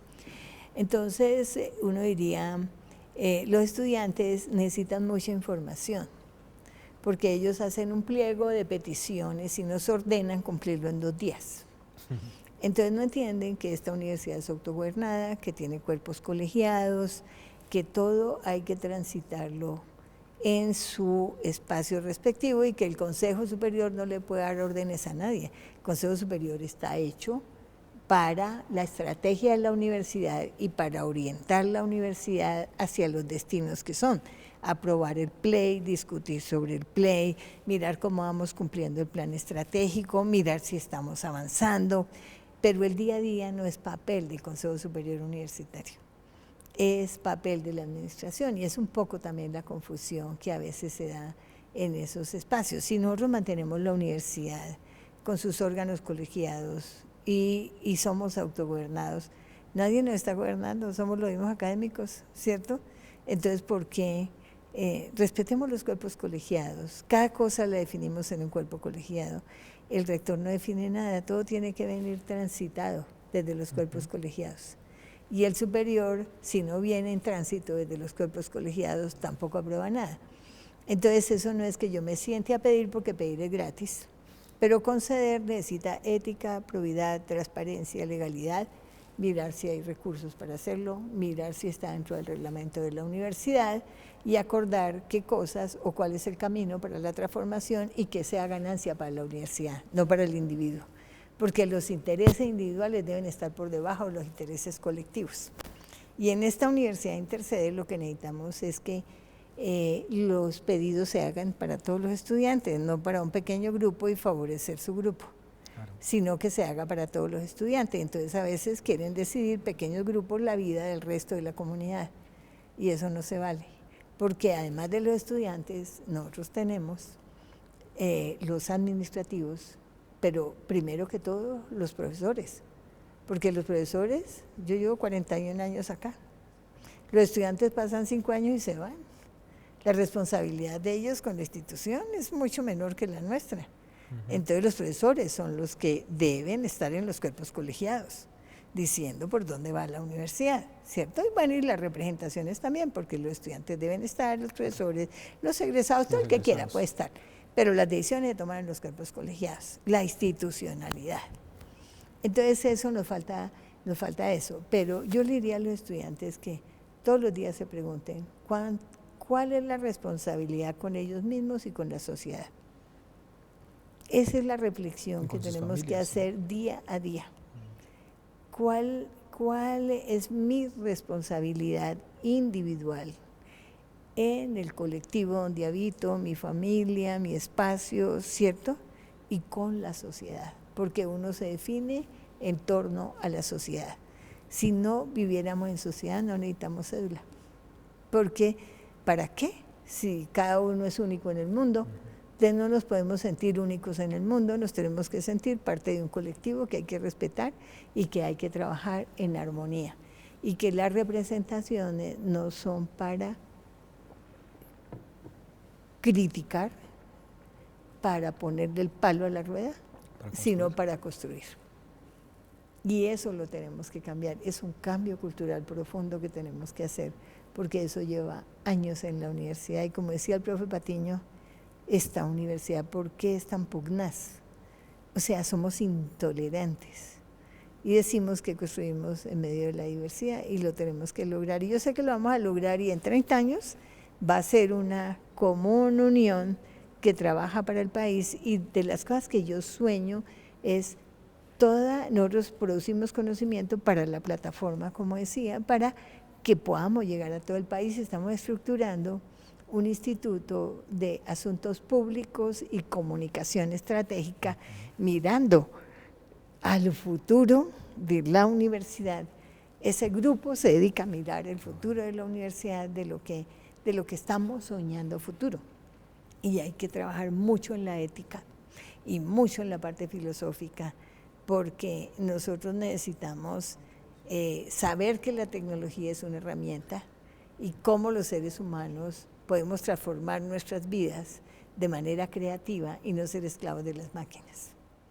Entonces, pues, Gustavo, aquí nos podemos quedar todo el día porque esto me da mucho gusto compartir contigo esta entrevista porque ha sido un proceso bonito y yo le agradezco a la universidad porque yo estoy aquí hace 40 años como profesora, pero también fui estudiante y lo que sé se lo he aprendido a los grandes maestros de esta universidad, y bueno, y a mis maestros en la casa, en el colegio, en todos los lados, o sea, los que han hecho de mí la persona que soy hoy.